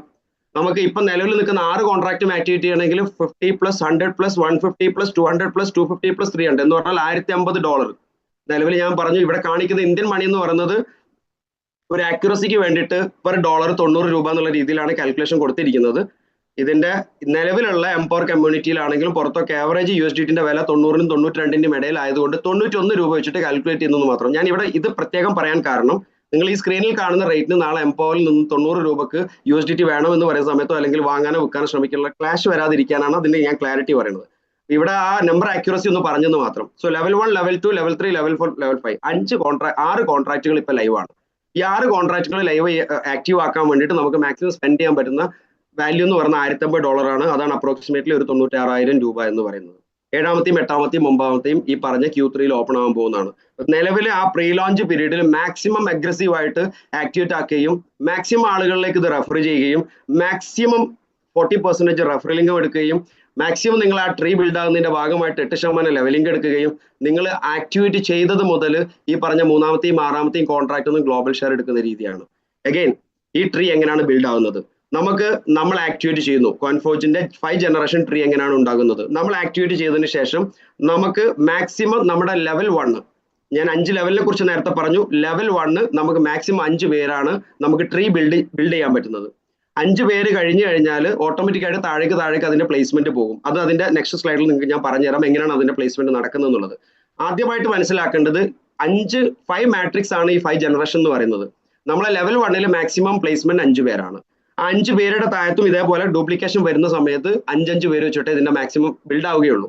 സോ നമുക്ക് ഒരാളെ റെഫർ ചെയ്താലും 2 ആളെ റെഫർ ചെയ്താലും 100 ആളെ റെഫർ ചെയ്താലും 40% റെഫറൽ ഇൻകം നമുക്ക് കിട്ടും. ഇവിടെ ലെവൽ ഇൻകത്തിന്റെ കാൽക്കുലേഷൻ ആണ് ഇവിടെ നിങ്ങൾ കണ്ടുകൊണ്ടിരിക്കുന്ന. ആ ലെവൽ 1 എന്നും ഓരോ ആളുകളെടുത്ത് നിന്നും നിങ്ങൾ മാക്സിമം ആ ലെവൽ 1 എന്നും 5 പേരേക്ക് വരെ നമുക്ക് റെഫർ ചെയ്യുകയാണെങ്കിൽ $1050 കോൺട്രാക്ട് ആണ് ആക്ടിവേറ്റ് ചെയ്യുന്നതെങ്കിൽ 50-100 നമുക്ക് 5 ജനറേഷൻ ഇൻകം കിട്ടുന്നതാണ്, ട്രീ ബിൽഡ് ആവുന്നതാണ്. 150 ഗ്ലോബൽ ഷെയർ ആണ്, അതവിടെ കണക്കൂട്ടേണ്ട ആവശ്യമില്ല. 200ഉം 250ഉം ലെവൽ ഇൻകം കിട്ടുന്നതാണ്. സോ ആ 50, 100, 200, 250 ഈ 4 കോൺട്രാക്റ്റുകൾ 5 ജനറേഷൻ കോൺട്രാക്റ്റുകളിൽ നിന്നും നമുക്ക് ലെവൽ ഇൻകം ആയിട്ട് ഒരു വ്യക്തിയിൽ നിന്നും നമുക്ക് കളക്ട് ചെയ്യാൻ പറ്റുന്ന വാല്യൂ എന്ന് പറയുന്നത് $48 ആണ്. $48 എന്ന് പറഞ്ഞാൽ അപ്രോക്സിമേറ്റ്ലി ഒരു 4500, 4300 രൂപയോളം നമുക്ക് ആ ഒരു വ്യക്തിയിൽ നിന്ന് ലെവൽ ഇൻകം മാത്രം കിട്ടും. പ്ലസ് അവർ ആക്ടിവേറ്റ് ചെയ്തിരിക്കുന്ന നിങ്ങളുടെ റെഫറൽ ലിങ്ക് ഉപയോഗിച്ചിട്ടാണെങ്കിൽ 40% റെഫറൽ ലിങ്ക് കിട്ടും. സോ ഫസ്റ്റ് അഗ്രസീവ് വാല്യൂ എന്ന് പറയുന്നത് 40% റെഫറൽ ലിങ്ക് എടുക്കുക എന്നുള്ളതാണ്. ദെൻ ടീം ബിൽഡ് ആകുന്നതിന്റെ ഭാഗമായിട്ട് 8% $48 വെച്ചിട്ട് ലെവൽ ഇൻകം എടുക്കുക എന്നുള്ളതാണ്. ആ ഒരു കോൺട്രാക്റ്റിൽ നിന്നും ഒരു ലെവലിൽ നിന്നും ഫസ്റ്റ് ലെവലിൽ നിന്നും 5 പേരിൽ നിന്നും മാത്രം നിങ്ങൾ 48x5 എന്ന് പറഞ്ഞാൽ $240 ആണ്. എന്ന് പറഞ്ഞാൽ 21,600 രൂപ വരെ നിങ്ങൾക്ക് ആ ഒരു 5 പേരിൽ നിന്ന് ലെവൽ ഇൻകം മാത്രം കിട്ടും. ഓരോ ആളുകളുടെ അടുത്തുനിന്നും $420 എന്ന് പറഞ്ഞാൽ 40,000 രൂപയോളം നിങ്ങൾക്ക് പെർ ഹെഡ് $1050 കൊടുത്ത് ആക്ടിവേറ്റ് ചെയ്യുന്ന സമയത്ത് അതിന്റെ ലെവൽ ഇൻകം റെഫറൽ ഇൻകം ഇപ്പോഴത്തെ 6 കോൺട്രാക്ടിന്റെ കാൽക്കുലേഷൻ മാത്രമേ ഞാൻ പറയുന്നുള്ളൂ. 6 കോൺട്രാക്ട് നിന്ന് കിട്ടുന്നതിന്റെ കാൽക്കുലേഷൻ മാത്രമേ ഇവിടെ പ്രസന്റ് ചെയ്യുന്നുള്ളൂ. സോ 6 കോൺട്രാക്ട് ആണ് ലൈവ് ആയിരിക്കുന്നത്, ബാക്കി 3 പിന്നീടുള്ള കാര്യമാണ്. സോ ഈ 6 കോൺട്രാക്റ്റിൽ ആദ്യത്തെ ലെവലിൽ നിന്ന് നമുക്ക് $48 വെച്ചിട്ട് 5 പേരിൽ നിന്ന് കിട്ടുകയാണെങ്കിൽ തന്നെ $240 ആയി. $240 എന്ന് പറഞ്ഞാൽ 21,600 രൂപയാണ്. ദെൻ അത് പിന്നീട് 7ഉം 8ഉം 9ഉം കോൺട്രാക്റ്റുകളും കൂടി അത് ലൈവ് ആവുകയാണെങ്കിൽ അത് $168 5 പേരിൽ നിന്ന്. $168 എന്ന് പറഞ്ഞിട്ടുണ്ടെങ്കിൽ 5 പേരിൽ നിന്ന് $840 ആയി. $840 എന്ന് പറഞ്ഞാൽ 75,600 രൂപയായി. ക്ലിയർ? സോ ലെവൽ 2ലേക്ക് അത് ഡ്യൂപ്ലിക്കേഷൻ നടക്കണമെങ്കിൽ എന്ത് സംഭവിക്കും? ലെവൽ 1 5 പേരാണെങ്കിൽ ലെവൽ 2 5 പേരുടെ ഓരോ ആളുകളെടുത്തും 5 പേര് വെച്ചിട്ട് 25 പേരെടുത്ത് നമുക്ക് ലെവലിംഗ് കിട്ടും. ആ 25 പേരെടുത്ത് ലെവലിംഗ് കിട്ടുക എന്ന് പറഞ്ഞാൽ ഒരാളെടുത്തുനിന്ന് $48 കിട്ടും. ഒരാളെടുത്ത് $48 എന്ന് പറഞ്ഞാൽ 25 ആളെടുത്ത് കിട്ടുമ്പോൾ അത് $1,200 ആയി. $1,200 എന്ന് പറഞ്ഞാൽ 1,08,000 രൂപ നിങ്ങളെ ലെവൽ 2 മാത്രമുള്ള ലെവലിംഗമായി. അത് ലെവൽ 3ലേക്ക് പോകുന്ന സമയത്ത് ഓരോ 25ന് വീണ്ടും ഡ്യൂപ്ലിക്കേറ്റ് ചെയ്തുകൊണ്ടിരിക്കുകയാണ്. അങ്ങനെ ഡ്യൂപ്ലിക്കേഷൻ നടന്നുകൊണ്ടേയിരിക്കും. ആളുകൾ ജസ്റ്റ് ഒരു 5 പേരിലേക്ക് മാത്രം നമ്മുടെ ലൈഫ് ടൈം കോൺടാക്ട് ഒന്നും ഇത് കയറി വരുന്ന ഒരാൾ 5 പേരിലേക്ക് മാത്രം ഇത് റെഫർ ചെയ്താൽ മാത്രം സംഭവിക്കുന്ന കാര്യത്തെ കുറിച്ചാണ് പറയുന്നത്. ഇത് നമ്മൾ ഡ്യൂപ്ലിക്കേറ്റ് ചെയ്തുകൊണ്ടേയിരിക്കാം. നമുക്ക് 5 ലെവൽ വരെ ഡ്യൂപ്ലിക്കേറ്റ് ചെയ്ത് പോകുന്ന സമയത്ത് ഇങ്ങനെ നിങ്ങൾക്ക് ടോട്ടൽ ട്രീ ആകുമ്പോഴേക്ക് തന്നെ, അതായത് ഈ ഒരു 5 മാട്രിക്സ് 5 ലെവലിലേക്ക് കയറുമ്പോൾ തന്നെ 3,905 ആളുകളിൽ നിന്ന് വരെ, ഒരാൾ മുതൽ 3,905 ആളുകളിൽ നിന്ന് വരെ ലെവൽ ഇൻകം എന്ന് പറഞ്ഞിട്ടുണ്ടെങ്കിൽ ഈ ഫസ്റ്റ് 6 കോൺട്രാക്ട് എന്നുള്ള 4 കോൺട്രാക്ടിന്റെ ജനറേഷൻ വാല്യൂ മാത്രം എടുത്ത് നോക്കുകയാണെങ്കിൽ അല്ലെങ്കിൽ ലെവൽ ഇൻകം മാത്രം എടുത്ത് നോക്കുകയാണെങ്കിൽ 1.68 crores ഈ ഒരു ലെവൽ ഇൻകം മാത്രം കിട്ടാനുള്ള പൊട്ടൻഷ്യൽ ഉള്ള പ്രോഗ്രാമായിട്ട് ഡിസൈൻ ചെയ്തൊരു പ്രോഗ്രാമാണ്. ഇനി 7ാമത്തെയും 8ാമത്തെയും കോൺട്രാക്റ്റുകൾ ലെവൽ ഇൻകത്തിന്റെ ഭാഗമാണ്, ജനറേഷന്റെ ഭാഗമാണ്. അത് ഭാവിയിൽ വരുമ്പോഴുള്ള കാൽക്കുലേഷൻ നോക്കുകയാണെങ്കിൽ ഞാൻ നേരത്തെ പറഞ്ഞതുപോലെ ഈ പറഞ്ഞ 3905 ഏതാണ്ട് 5.9 കോടി വരെ നമുക്ക് ലെവൽ ഇൻകം എടുക്കാൻ പറ്റുന്ന രീതിയിൽ ഡിസൈൻ ചെയ്തൊരു പ്രോഗ്രാം. ക്ലിയർ ആയിട്ടുണ്ടാവും എന്ന് വിചാരിക്കുന്നു. ഇനി ഈ ഒരു ട്രീ എങ്ങനെയാണ് ബിൽഡ് ആവുന്നത്? ഇതിലൊരു പ്രയോറിറ്റി പൊസിഷൻ എന്ന് പറഞ്ഞൊരു പ്രോസസ് ഉണ്ട്. എന്ന് പറഞ്ഞാൽ നിങ്ങൾക്ക് മേലെ കാണാൻ പറ്റുന്ന ഒരു എക്സ് എന്ന് പറഞ്ഞിട്ട് അതിന്റെ താഴത്ത് ഞാൻ നിങ്ങൾ നേരത്തെ കണ്ട ആ ഒരു ABCDE കാണുന്നുണ്ടാവും. ഇപ്പൊ ഉദാഹരണത്തിന് ഞാനാണ് എക്സ് എന്ന് വിചാരിക്കാം. ഞാനാണ് എക്സ് എങ്കിൽ ഞാൻ 5 പേരെ പ്ലേസ് ചെയ്തിട്ടുണ്ട്. 5 പേരുടെ പ്ലേസ്മെന്റ് ഫുൾ ആണ്. ഇനിയും എനിക്ക് റെഫർ ചെയ്യാൻ പറ്റും, അതിന് ഒരു ലിമിറ്റും ഇല്ല. ഈ പറഞ്ഞ 5 ലെവലിനല്ല, എന്റെ 100ാമത്തെ ലെവലിൽ പോയിട്ട് ഒരാൾ പ്ലേസ്മെന്റ് ആയി പോയാൽ പോലും, എന്റെ ട്രീ ഫുള്ള് ഫില്ല് ആയാൽ പോലും, എന്റെ 10 ലെവൽ വരെ ഫുൾ ആയാൽ പോലും എനിക്ക് റെഫറൽ ഇൻകം കിട്ടാൻ വേണ്ടി എത്ര പേരിലേക്ക് വേണമെങ്കിലും കൊടുത്തോണ്ടേയിരിക്കാം. അവരെ ആക്ടിവിറ്റി ചെയ്യുന്നതിന്റെ ഒക്കെ 40% എനിക്ക് കിട്ടിക്കൊണ്ടിരിക്കും. ഇവിടെ മനസ്സിലാക്കേണ്ടത് പ്രയോറിറ്റി പൊസിഷനിങ് എങ്ങനെയാണ് നടക്കുന്നത്. ഞാനാണ് എക്സ് എങ്കിൽ എന്റെ 5 പേരുടെ പൊസിഷൻ ഫില്ലാണ്. ഈ ഒരു സിറ്റുവേഷനിൽ എന്റെ എ എന്ന് പറഞ്ഞ വ്യക്തി ഓൾറെഡി 2 പേരെ അവിടെ കൊണ്ടുവന്നിട്ടുണ്ട്. നിങ്ങൾ ഇവിടെ കാണാൻ പറ്റുന്നുണ്ടാവും. ബി 2 പേരെ കൊണ്ടുവന്നിട്ടുണ്ട്, സി 2 പേരെ കൊണ്ടുവന്നിട്ടുണ്ട്, ഡി ആകെ ഒരാളെ കൊണ്ടുവന്നിട്ടുള്ളൂ, അല്ലെങ്കിൽ ഒരാളെ ആൾക്ക് ട്രീ ബിൽഡ് ആയിട്ട് കിടക്കുന്നുള്ളൂ. അല്ലെങ്കിൽ ഈ വരുമ്പോൾ എന്റെ 5ാമത്തെ വ്യക്തി 3 പേരെ കൊണ്ടുവന്നിട്ടുണ്ട്. ഈ ഒരു സിറ്റുവേഷനിലാണ് ഞാൻ എന്ന് പറഞ്ഞ വ്യക്തി ഒരാളെ കൊണ്ടുവരുന്നെങ്കിൽ സിസ്റ്റം ആദ്യം ചെക്ക് ചെയ്യുന്നത് എന്താണെന്ന് വെച്ചിട്ടുണ്ടെങ്കിൽ എന്റെ ലെവൽ 1ൽ 5 പൊസിഷൻ ഫില്ലാണോ. എന്റെ ലെവൽ 1 5 പേരും ഓൾറെഡി ഫില്ലാണെങ്കിൽ പിന്നെ സിസ്റ്റം നോക്കുന്നത് 2ാമത്തെ ലെവലില് എ ആണ് എന്റെ ആദ്യത്തെ വ്യക്തി. എക്ക് ഒരാളുണ്ടോ? എക്ക് ഒരാളുണ്ട്. ബിക്ക് ഒരാളുണ്ടോ? ഉണ്ട്. സിക്ക് ഒരാളുണ്ട്. ഡിക്കും ഓൾറെഡി ഒരാളുണ്ട്. ഇക്കും ഒരാളുണ്ട്. അപ്പൊ സിസ്റ്റത്തിന്റെ 2ാമത്തെ ചെക്കിംഗ് റൗണ്ട് ചെക്കിംഗ് എന്ന് പറയുന്നത് ഞാൻ റെഫർ ചെയ്തിരിക്കുന്ന എന്റെ ട്രീയിൽ നിൽക്കുന്ന ആദ്യത്തെ 5 പേർക്കും എല്ലാവർക്കും ഒരാളുണ്ടോ എന്ന് നോക്കുന്ന സിസ്റ്റം കംപ്ലീറ്റ് ആക്കി. എല്ലാവർക്കും ഒരാളുണ്ട്. ഇവിടെ നിലവിൽ 2ാമത്തെ വ്യക്തി നോക്കുമ്പോൾ എക്ക് 2ാമത്തെ വ്യക്തിയുണ്ട്, ബിക്ക് 2ാമത്തെ വ്യക്തിയുണ്ട്, സിക്ക് 2ാമത്തെ വ്യക്തിയുണ്ട്, ഡിക്ക് ഒരാളുള്ളൂ. അപ്പൊ സിസ്റ്റം പ്രിയോറിറ്റി ചെയ്യുന്നത് ആർക്കാണ്? ഡിക്ക് ഒരാളെ കൊടുക്കുക എന്നുള്ളതാണ്. കാരണം അവിടെ പ്രിയോറിറ്റി ആയിട്ട് അത് ഫില്ലായി പോകണം. അപ്പൊ സ്വാഭാവികമായിട്ടും ആ ഒരു പ്ലേസ്മെന്റ് ആർക്ക് പോയി? പ്ലേസ്മെന്റ് ഡിക്ക് പോയി. ഞാൻ കൊടുത്ത ഒരു പ്ലേസ്മെന്റ് ഡിക്ക് പോയി. അവിടെ എന്താ സംഭവിക്കുന്നതെന്ന് വെച്ചിട്ടുണ്ടെങ്കിൽ റെഫർ ചെയ്ത് എനിക്ക് 40% കൺഫേം ആയിട്ട് കിട്ടും. അത് എവിടെ പോയിട്ടോ പ്ലേസ് ആയിക്കോട്ടെ, അതൊരു വിഷയമല്ല. 40% എനിക്ക് റെഫറൽ ഇൻകം കിട്ടും. പക്ഷെ ലെവൽ ഇൻകം പോയിട്ട് പ്ലേസ് ആയിരിക്കുന്നത് എവിടെയാണ്? ട്രീയിൽ ബിൽഡ് ആയിരിക്കുന്നത് ഡിന്റെ താഴത്താണ്. അവിടെ സംഭവിക്കുന്ന ഒരു കാര്യമുണ്ട്, ഡി ഇതിൽ അറിഞ്ഞിട്ട് പോലും ഇല്ല എന്താ സംഭവിച്ചിരിക്കുന്നുള്ളത്. പക്ഷെ ഡിക്ക് 8% ലെവൽ ഇൻകം കിട്ടി. എന്തുകൊണ്ടാണ്? ഡിന്റെ താഴത്ത് പ്ലേസ്മെന്റ് അറിഞ്ഞിരിക്കുന്നത്. ഡിക്ക് 8% കിട്ടി, അതിന് 8% കിട്ടി, അതിന്റെ മുകളിൽ നിൽക്കുന്ന എന്റെ 3 അപ്ലയൻസിന് 8% കിട്ടി. ഇങ്ങനെ 40% കൃത്യമായിട്ട് ഡിസൈൻ ചെയ്ത രീതിയിൽ ഡിസ്ട്രിബ്യൂട്ട് ചെയ്ത് പോവുകയാണ്. ഇനി സിസ്റ്റത്തിലേക്ക് ഈ സിറ്റുവേഷനിൽ ഞാൻ ഒരാളെയും കൂടി പ്ലേസ് ചെയ്യാണ്. ഈ എക്സ് എന്ന് പറഞ്ഞ വ്യക്തി ഞാൻ നേരത്തെ പറഞ്ഞു, ഞാൻ ഒരാളെയും കൂടി പ്ലേസ് ചെയ്യണം. അപ്പൊ സിസ്റ്റം നോക്കുന്നത് നേരത്തെ പോലെ തന്നെ. മനസ്സിലാക്കേണ്ടത് ഈ സിസ്റ്റം ചെക്ക് ചെയ്യലും സിസ്റ്റം പ്രയോറിറ്റി പൊസിഷൻ കംപ്ലീറ്റ് ആക്കുന്നതും പ്ലേസ്മെന്റും ഡിസ്ട്രിബ്യൂഷനും നടക്കുന്നത് ഒരു 10 സെക്കൻഡിന്റെ അകത്താണ്. മൊത്തം നടക്കുന്നത് 10 സെക്കൻഡ് അകത്താണ്. ഈ സിസ്റ്റം ആ രീതിയിൽ തന്നെ കോഡിംഗ് ഡിസൈൻ ചെയ്ത് വെച്ചൊരു പ്രോഗ്രാമാണ്. അതുകൊണ്ട് തന്നെ ചെയ്തുകൊണ്ടിരിക്കുകയാണ്. ചിലപ്പോൾ ഒരു അരമണിക്കൂർ കഴിയും, ചിലപ്പോൾ ഒരു ദിവസം കഴിയും. അവിടെ നിൽക്കുന്ന അഡ്മിൻ അവിടെ അവൈലബിൾ അല്ല, ചെക്ക് ചെയ്യാൻ വേണ്ടിയിട്ട് അക്കൗണ്ടന്റ് പുറത്ത് പോയിരിക്കുകയാണ്, ഭക്ഷണം കഴിച്ച് വന്നിട്ട് നോക്കണം. ഇങ്ങനെ ഒന്നും പറയാനില്ല. കാരണം ഇത് കോഡിംഗിൽ ഡിസൈൻ ചെയ്ത പ്രോഗ്രാമാണ്, ബ്ലോക്ക് ചെയിനിൽ റൺ ചെയ്യുന്ന പ്രോഗ്രാമാണ്. ഇത് 100% ഡീസെൻട്രലൈസ്ഡ് ആണ്. അതുകൊണ്ട് തന്നെ ഇതിന്റെ പ്രോസസ്സ് എന്ന് പറയുന്നത് വിത്തിൻ ദ സെക്കൻഡ്സിലാണ്. ഒരു 10-20 സെക്കൻഡ് അകത്ത് കംപ്ലീഷൻ ആവും. ഈ 20 സെക്കൻഡ് അകത്ത് തന്നെ ഡിസ്ട്രിബ്യൂഷൻ ആവും. അവരവരുടെ കൊടുക്കേണ്ട അവരവർക്ക് കൊടുത്തിട്ട് ആ ചാപ്റ്റർ അങ്ങോട്ട് അവസാനിപ്പിക്കുകയാണ്. അവരവർക്ക് കിട്ടേണ്ട ഇൻകം ആ സമയത്ത് തന്നെ കിട്ടാണ്. ഇവിടെ ഡി ആണ് ഭാഗ്യവാൻ എന്ന് പറയുന്നത്. കാരണം ഇവിടെ ആ ഭാഗ്യം കിട്ടാൻ വേണ്ടിയിട്ട് നമ്മൾ ട്രീ കാലിയാക്കി വെക്കുന്നത് ഒരു മണ്ടത്രാണ്. കാരണം നമ്മൾ എന്താ ചിന്തിക്കുന്നത്? നമുക്കൊരു പ്ലേസ്മെന്റ് നടക്കട്ടെ, നമുക്ക് 8% ആരുടെങ്കിലും ഫ്രീ കിട്ടേണ്ട, എന്റെ അപ്ലൈൻ കാരണം എനിക്ക് ഓവർഫ്ലോ ആയിട്ട് കിട്ടട്ടെ എന്നല്ല ചിന്തിക്കേണ്ടത്. ഓവർഫ്ലോ കിട്ടിക്കൊണ്ടിരിക്കും. അവിടെ നഷ്ടപ്പെടുത്തുന്ന 40% ലെവൽ ഇൻകം ആണ്, റെഫറൽ ഇൻകം ആണ്. റെഫർ ചെയ്തിരുന്നെങ്കിൽ അയാൾക്ക് ആ പേഴ്സൺ മുതൽ അങ്ങോട്ടേക്ക് ആ 40% കിട്ടിക്കൊണ്ടിരിക്കുമായിരുന്നു. 40% കിട്ടുമായിരുന്നു. അയാളുടെ ബിൽഡപ്പ് കാരണം 8% കിട്ടും. ഇവിടെ ഒരു കാര്യം മനസ്സിലാക്കേണ്ടത്, ഞാൻ എന്ന് പറഞ്ഞ വ്യക്തി എന്റെ ഓവർഫ്ലോ കാരണം എന്റെ ലെവൽ 2 എന്റെ ഡിയിൽ നിൽക്കുന്ന 4ാമത്തെ പൊസിഷനിൽ ഒരാൾക്ക് 2ാമത്തെ വ്യക്തിയായിട്ട് ഞാൻ കൊടുത്ത ഒരാൾ വന്ന് പ്ലേസ് ആയപ്പോൾ ഡിക്ക് 8% കിട്ടിയിട്ടുണ്ടെങ്കിൽ ആ ഒരു 8% മാത്രമല്ല ഡിക്ക് കിട്ടുന്നത്. അതിന്റെ താഴേക്ക് അയാളുടെ ട്രീ ബിൽഡ് ആകുമ്പോഴൊക്കെ 5 ലെവൽ വരെയുള്ള ഇൻകം ഡിക്ക് കിട്ടിക്കൊണ്ടേയിരിക്കും. അതെനിക്ക് തടയാൻ പറ്റില്ല, കമ്പനി ഇത് ചെയ്ത ഡെവലപ്പർക്കും തടയാൻ പറ്റില്ല. കാരണം ഇത് ഡിസൈൻ ചെയ്തതിന്റെ ഡിസൈൻ അങ്ങനെയാണ്. ഇനി ഞാൻ ഒരാളെയും കൂടി പ്ലേസ് ചെയ്യുകയാണെങ്കിൽ സിസ്റ്റം കൊടുക്കുന്നത് എക്കാണ്. കാരണം എക്ക് 3 പേരില്ല, 3 പേരാക്കേണ്ടത് എക്കാണ്. പിന്നെ സിസ്റ്റം കൊടുക്കുന്നത് ബിക്കാണ്.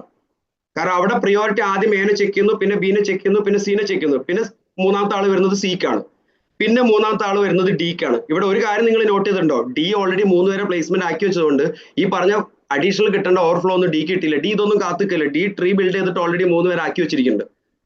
അയാൾ ഓൾറെഡി ലെവലിംഗോ റെഫറലിംഗോ ഒക്കെ കിട്ടിക്കൊണ്ടിരുന്ന ആ ടീമിൽ നിൽക്കുകയാണ്. അപ്പൊ ഇവിടെ ഈ ഓവർഫ്ലോ കിട്ടേണ്ട പ്രോസസ്സ് പ്രകാരം എക്ക് കിട്ടി, ആദ്യം ഡിക്ക് ഒരെണ്ണം കിട്ടിയ ഒരാൾ മാത്രം ഉള്ളതുകൊണ്ട് പിന്നെ എക്കും കിട്ടി 3ാമത്തെ ആളെ, ബിക്കും കിട്ടി 3ാമത്തെ ആളെ, സിക്ക് കിട്ടി 3ാമത്തെ ആളെ, ഡിക്കും കിട്ടി 3ാമത്തെ ആളെ, ഡിക്ക് ഇക്ക് ഇപ്പോഴും കിട്ടിയില്ല. ഇനിയും അടുത്ത നാലാമത്തെ ആൾ കൊണ്ടുവരുന്ന സമയത്ത് ഓ പാവമാണ് ഡിക്ക് ഇപ്പോൾ നേരത്തെ മൂന്നാൾ മാത്രമേ ഒരാളെ കൊടുത്തേക്ക് നല്ല സിസ്റ്റം നോക്കുന്നത്. അപ്പോഴും സിസ്റ്റം നോക്കുന്നത് എക്കാണ് ഫസ്റ്റ് പ്രയോറിറ്റി. കാരണം ഞാൻ കൊണ്ടുവന്ന ആദ്യത്തെ വ്യക്തിക്കാണ് ഫസ്റ്റ് സിസ്റ്റം കൊടുക്കുന്നത്. നാലാമത്തെ വ്യക്തി എ കൊടുത്തു, അതിന്റെ അടുത്ത വ്യക്തിനെ നാലാമതാക്കി ബിക്ക് കൊടുത്തു, പിന്നെ നാലാമത്തെ വ്യക്തി സിക്ക് കൊടുത്തു, പിന്നെ ഡിക്ക് കൊടുത്തു, പിന്നെയാണ് ഇക്ക് കിട്ടുന്നത്. എന്ന് പറഞ്ഞാല് ഈ ഒരു നിർഭാഗ്യവാനല്ല, ഈ ഓൾറെഡി അഗ്രസീവായിട്ട് പോയതാണ്, ഈ ഒരു ഫ്രീക്ക് വേണ്ടി കാത്തുന്നില്ല എന്ന് മാത്രം. പക്ഷെ ഇങ്ങനെയും പ്ലേസ്മെന്റ് നടക്കും. ഇതാണ് പ്രയോറിറ്റി പൊസിഷനിങ് എന്ന് പറയുന്നത്. ഈ ഒരു ആനിമേഷനിലൂടെ നിങ്ങൾക്ക് അത് മനസ്സിലായിട്ടുണ്ടാവും എന്ന് വിചാരിക്കുന്നു. ഇനി ആളെ കൊണ്ടുവന്നാലും ഇൻ ബിറ്റ്വീനിൽ ഈ വന്ന എയും ബിയും സിയും ഒക്കെ പ്ലേസ്മെന്റ് നടക്കുകയാണെങ്കിലൊക്കെ ആ ഒരു പ്രോസസ്സ് നടക്കുന്ന സമയത്ത് എവിടെയാണ് ഷോർട്ടേജ് ഉള്ളത് അവിടെ പോയി പ്ലേസ്മെന്റ് ആവും. നമ്മൾ ഒരു കാര്യം മനസ്സിലാക്കുക, ഞാനെന്ന് പറഞ്ഞ വ്യക്തി, എന്റെ താഴെയുള്ള 5 പേര്, അതിന്റെ താഴത്തുള്ള 25 പേര്, ഈ ഞാൻ കൊണ്ടുവന്നാലും ഈ 5 പേരിൽ ഒരാൾ കൊണ്ടുവന്നാലും ഈ താഴെ 25 പേരിൽ ഒരാൾ കൊണ്ടുവന്നാലും പിന്നെ ഇനി പ്ലേസ്മെന്റ് പൊസിഷൻ ആകെ ഉള്ളത് എന്റെ 4ാമത്തെ ലെവലിലാണ്. മനസ്സിലാവുന്നുണ്ടോ? ഈ 31 പേര്, ഞാൻ അടങ്ങുന്ന 31 പേര് അടുത്തൊരാളെ കൊണ്ടുവന്നാലും പ്ലേസ്മെന്റ് അവിടെ 4ാമത്തേലേ ഉള്ളൂ. കാരണം അവിടെയൊക്കെ ഫില്ലിംഗ് നടന്നു കഴിഞ്ഞു. അവിടെയൊക്കെ ആ പൊസിഷൻ മുന്നോട്ട് പോകുമ്പോൾ 8% കിട്ടിക്കൊണ്ടിരിക്കുകയാണ്. ആരാണോ റെഫർ ചെയ്തിരിക്കുന്നത്, ആരാണോ യഥാർത്ഥ സ്പോൺസർ, ആ സ്പോൺസർ ആണ് അതിന്റെ ഫസ്റ്റ് ആയിട്ട് ആ ഒരു എന്താ പറയുക ടേസ്റ്റ് അല്ലെങ്കിൽ അതിന്റെ റിയൽ ഇൻകം എൻജോയ് ചെയ്ത ഒരാൾ, അയാളാണ് 40% കളക്ട് ചെയ്തിരിക്കുന്നത്. അവിടെ അത് അൺകണ്ടീഷണൽ ആണ്. അങ്ങനെയാണ് 40% ഇൻകം എടുക്കുന്ന ഫസ്റ്റ് പ്രോസസിനെ കുറിച്ച് നിങ്ങൾ ചിന്തിക്കാൻ പറയുന്നത്. മറ്റേത് ഓവർഫ്ലോ കാരണം പ്ലേസ്മെന്റ് പോയിക്കൊണ്ടേയിരിക്കും. അതിന്റെ അർത്ഥം നമുക്കൊരു 5 പേരെ മാത്രമല്ല കൊണ്ടുവരാൻ പറ്റുക, നമുക്ക് എത്ര പേരെ വേണമെങ്കിലും കൊണ്ടുവരാം. ഇങ്ങനെ പ്ലേസ്മെന്റ് ആകുന്നു മാത്രം. എവിടെയാണോ പ്ലേസ്മെന്റ് ആകുന്നത് ആ പ്ലേസ്മെന്റ് താഴത്തേക്ക്, എവിടെയാണോ പ്ലേസ്മെന്റ് ആയ ആ കിട്ടിയ ആൾ മുതൽ അങ്ങോട്ടേക്ക് അവർക്ക് ആ ലെവൽ ഇൻകം കിട്ടിക്കൊണ്ടേയിരിക്കും. ക്ലിയർ? ഇനി ഇതിന്റെ ഒരു സ്മാർട്ട് കോൺട്രാക്റ്റുകളിൽ ഗ്ലോബൽ ഷെയറിന്റെ പ്രോസസ്സ് എങ്ങനെ നടക്കുന്നത് എന്നുള്ളത് നിങ്ങൾക്ക് മനസ്സിലാക്കാൻ പറ്റും, കാണാൻ പറ്റുന്നുണ്ടാവും നിങ്ങൾക്ക്. ഗ്ലോബൽ ഷെയർ എങ്ങനെ ഫംഗ്ഷൻ ആണെന്നാണ് പറയുന്നത്. ആദ്യം നമ്മൾ ലെവൽ 1 ആക്ടിവേറ്റ് ചെയ്യുന്നു, $50 കൊടുത്ത് ആക്ടിവേറ്റ് ചെയ്യുന്നു. ആക്ടിവേഷൻ പ്രോസസ്സ് കംപ്ലീറ്റ് ആകുന്നു. അത് കംപ്ലീറ്റ് ആക്കിയതിന് ശേഷം മാത്രമേ ഉള്ളൂ അടുത്തൊരു $100 കൊടുത്തിട്ട് രണ്ടാമത്തെ ലെവൽ ആക്ടിവേറ്റ് ചെയ്യാൻ പറ്റുള്ളൂ. രണ്ടാമത്തെ ലെവൽ ആക്ടിവേഷൻ കഴിയുന്നു, അതും കംപ്ലീറ്റ് ആക്കുന്നു. അതിനുശേഷം മാത്രമേ ഉള്ള അയാൾക്ക് മൂന്നാമത്തത് ആക്ടിവേറ്റ് ചെയ്യാൻ പറ്റുള്ളൂ. ഇതുകൊണ്ട് ഉദ്ദേശിക്കുന്നത് എന്താണെന്ന് വെച്ചിട്ടുണ്ടെങ്കിൽ നമുക്ക് ഗ്ലോബൽ ഷെയർ കിട്ടാൻ വേണ്ടിയിട്ട് എനിക്ക് 1ഉം 2ഉം ആക്ടിവേറ്റ് ചെയ്യാൻ താല്പര്യമില്ല, മൂന്നാമത്തത് മാത്രമേ പറ്റുള്ളൂ എന്ന് പറഞ്ഞാൽ പരിപാടി നടക്കില്ല. 1ഉം 2ഉം കഴിഞ്ഞ ശേഷം മൂന്നാമത്തത് എത്താൻ പറ്റുള്ളൂ. എന്ന് പറഞ്ഞാൽ ഒരു മിനിമൽ ആയിട്ടുള്ള മൂന്നാമത്തെ കോൺട്രാക്ട് എങ്കിലും നമുക്ക് ഗ്ലോബൽ ഷെയർ കിട്ടണമെങ്കിൽ ആദ്യം 50ഉം പിന്നെ 100ഉം പിന്നെ 150ഉം ആക്ടിവേറ്റ് ചെയ്യുന്ന സമയത്താണ് ആ മൂന്നാമത്തെ കോൺട്രാക്ടിന്റെ ഗ്ലോബൽ ഷെയർ ഇൻകം കിട്ടുന്നത്. സോ അവിടെ മൂന്നാമത്തെ കോൺട്രാക്ട് ആക്ടിവേറ്റ് ചെയ്യുമ്പോഴേക്കും ഒരാൾക്ക് ചെലവാകുന്നത് 27,300 രൂപയാണ് ഇന്നത്തെ 91 രൂപയുടെ റേറ്റ് അനുസരിച്ചിട്ട്. കാരണം 50 + 100 + 150 എന്ന് പറഞ്ഞാൽ $300 ആണ്. $300 91 രൂപ എന്ന് പറഞ്ഞാൽ 27,300 രൂപയാണ്. 27,300 രൂപ കൊടുത്തിട്ട് അയാൾ ഈ 3 കോൺട്രാക്ട് ആക്ടിവേറ്റ് ചെയ്യുന്ന സമയത്ത് നടക്കുന്ന ഒരു കാര്യം, ഈ വ്യക്തി ആക്ടിവേറ്റ് ചെയ്യുന്ന സമയത്ത്, ഉദാഹരണത്തിന് ഇത് ഞാനാണെന്ന് വിചാരിക്കാം, വീണ്ടും ഞാൻ എന്നെ തന്നെ എക്സാമ്പിൾ ചെയ്യാം. ഞാനാണ് ആക്ടിവേറ്റ് ചെയ്യുന്നതെങ്കിൽ ഞാൻ ആദ്യത്തെ ആക്ടിവേറ്റ് ചെയ്തു, രണ്ടാമത്തത് ആക്ടിവേറ്റ് ചെയ്തു, മൂന്നാമത്തെ ഗ്ലോബൽ ഷെയർ ആക്ടിവേറ്റ് ചെയ്യുന്ന സമയത്ത് നമ്മൾ മനസ്സിലാക്കേണ്ട കാര്യം, ഞാൻ ആക്ടിവേറ്റ് ചെയ്യുന്നതിന്റെ ആ തൊട്ട് സെക്കൻഡ് മുതൽ ഈ കാണുന്ന ഈ മൂന്നാമത്തെ കോൺട്രാക്ട് ഗ്ലോബലി ഈ പ്രോജക്റ്റിൽ ആക്ടിവേറ്റ് ചെയ്ത ആളുകളുടെ ഒരു കൂട്ടമുണ്ട്, ഒരു ഗ്രൂപ്പ് ഓഫ് ആളുകളുണ്ട്. മൂന്നാമത്തെ കോൺട്രാക്ട് ആക്ടിവേറ്റ് ചെയ്തിരിക്കുന്ന ഒരു ഗ്രൂപ്പ് ഓഫ് ആളുകളുണ്ട്. ആ ഗ്രൂപ്പ് ഓഫ് ആളുകൾക്കാണ് ഞാൻ ആക്ടിവേറ്റ് ചെയ്യുന്ന ആ കോൺട്രാക്റ്റിന്റെ 40%, ഞാൻ ആക്ടിവേറ്റ് ചെയ്യുന്ന കോൺട്രാക്റ്റിന്റെ 40% എന്ന് പറയുന്നത് $60 ആണ്. ഈ $60 പോകുന്നത് ആർക്കാണ്?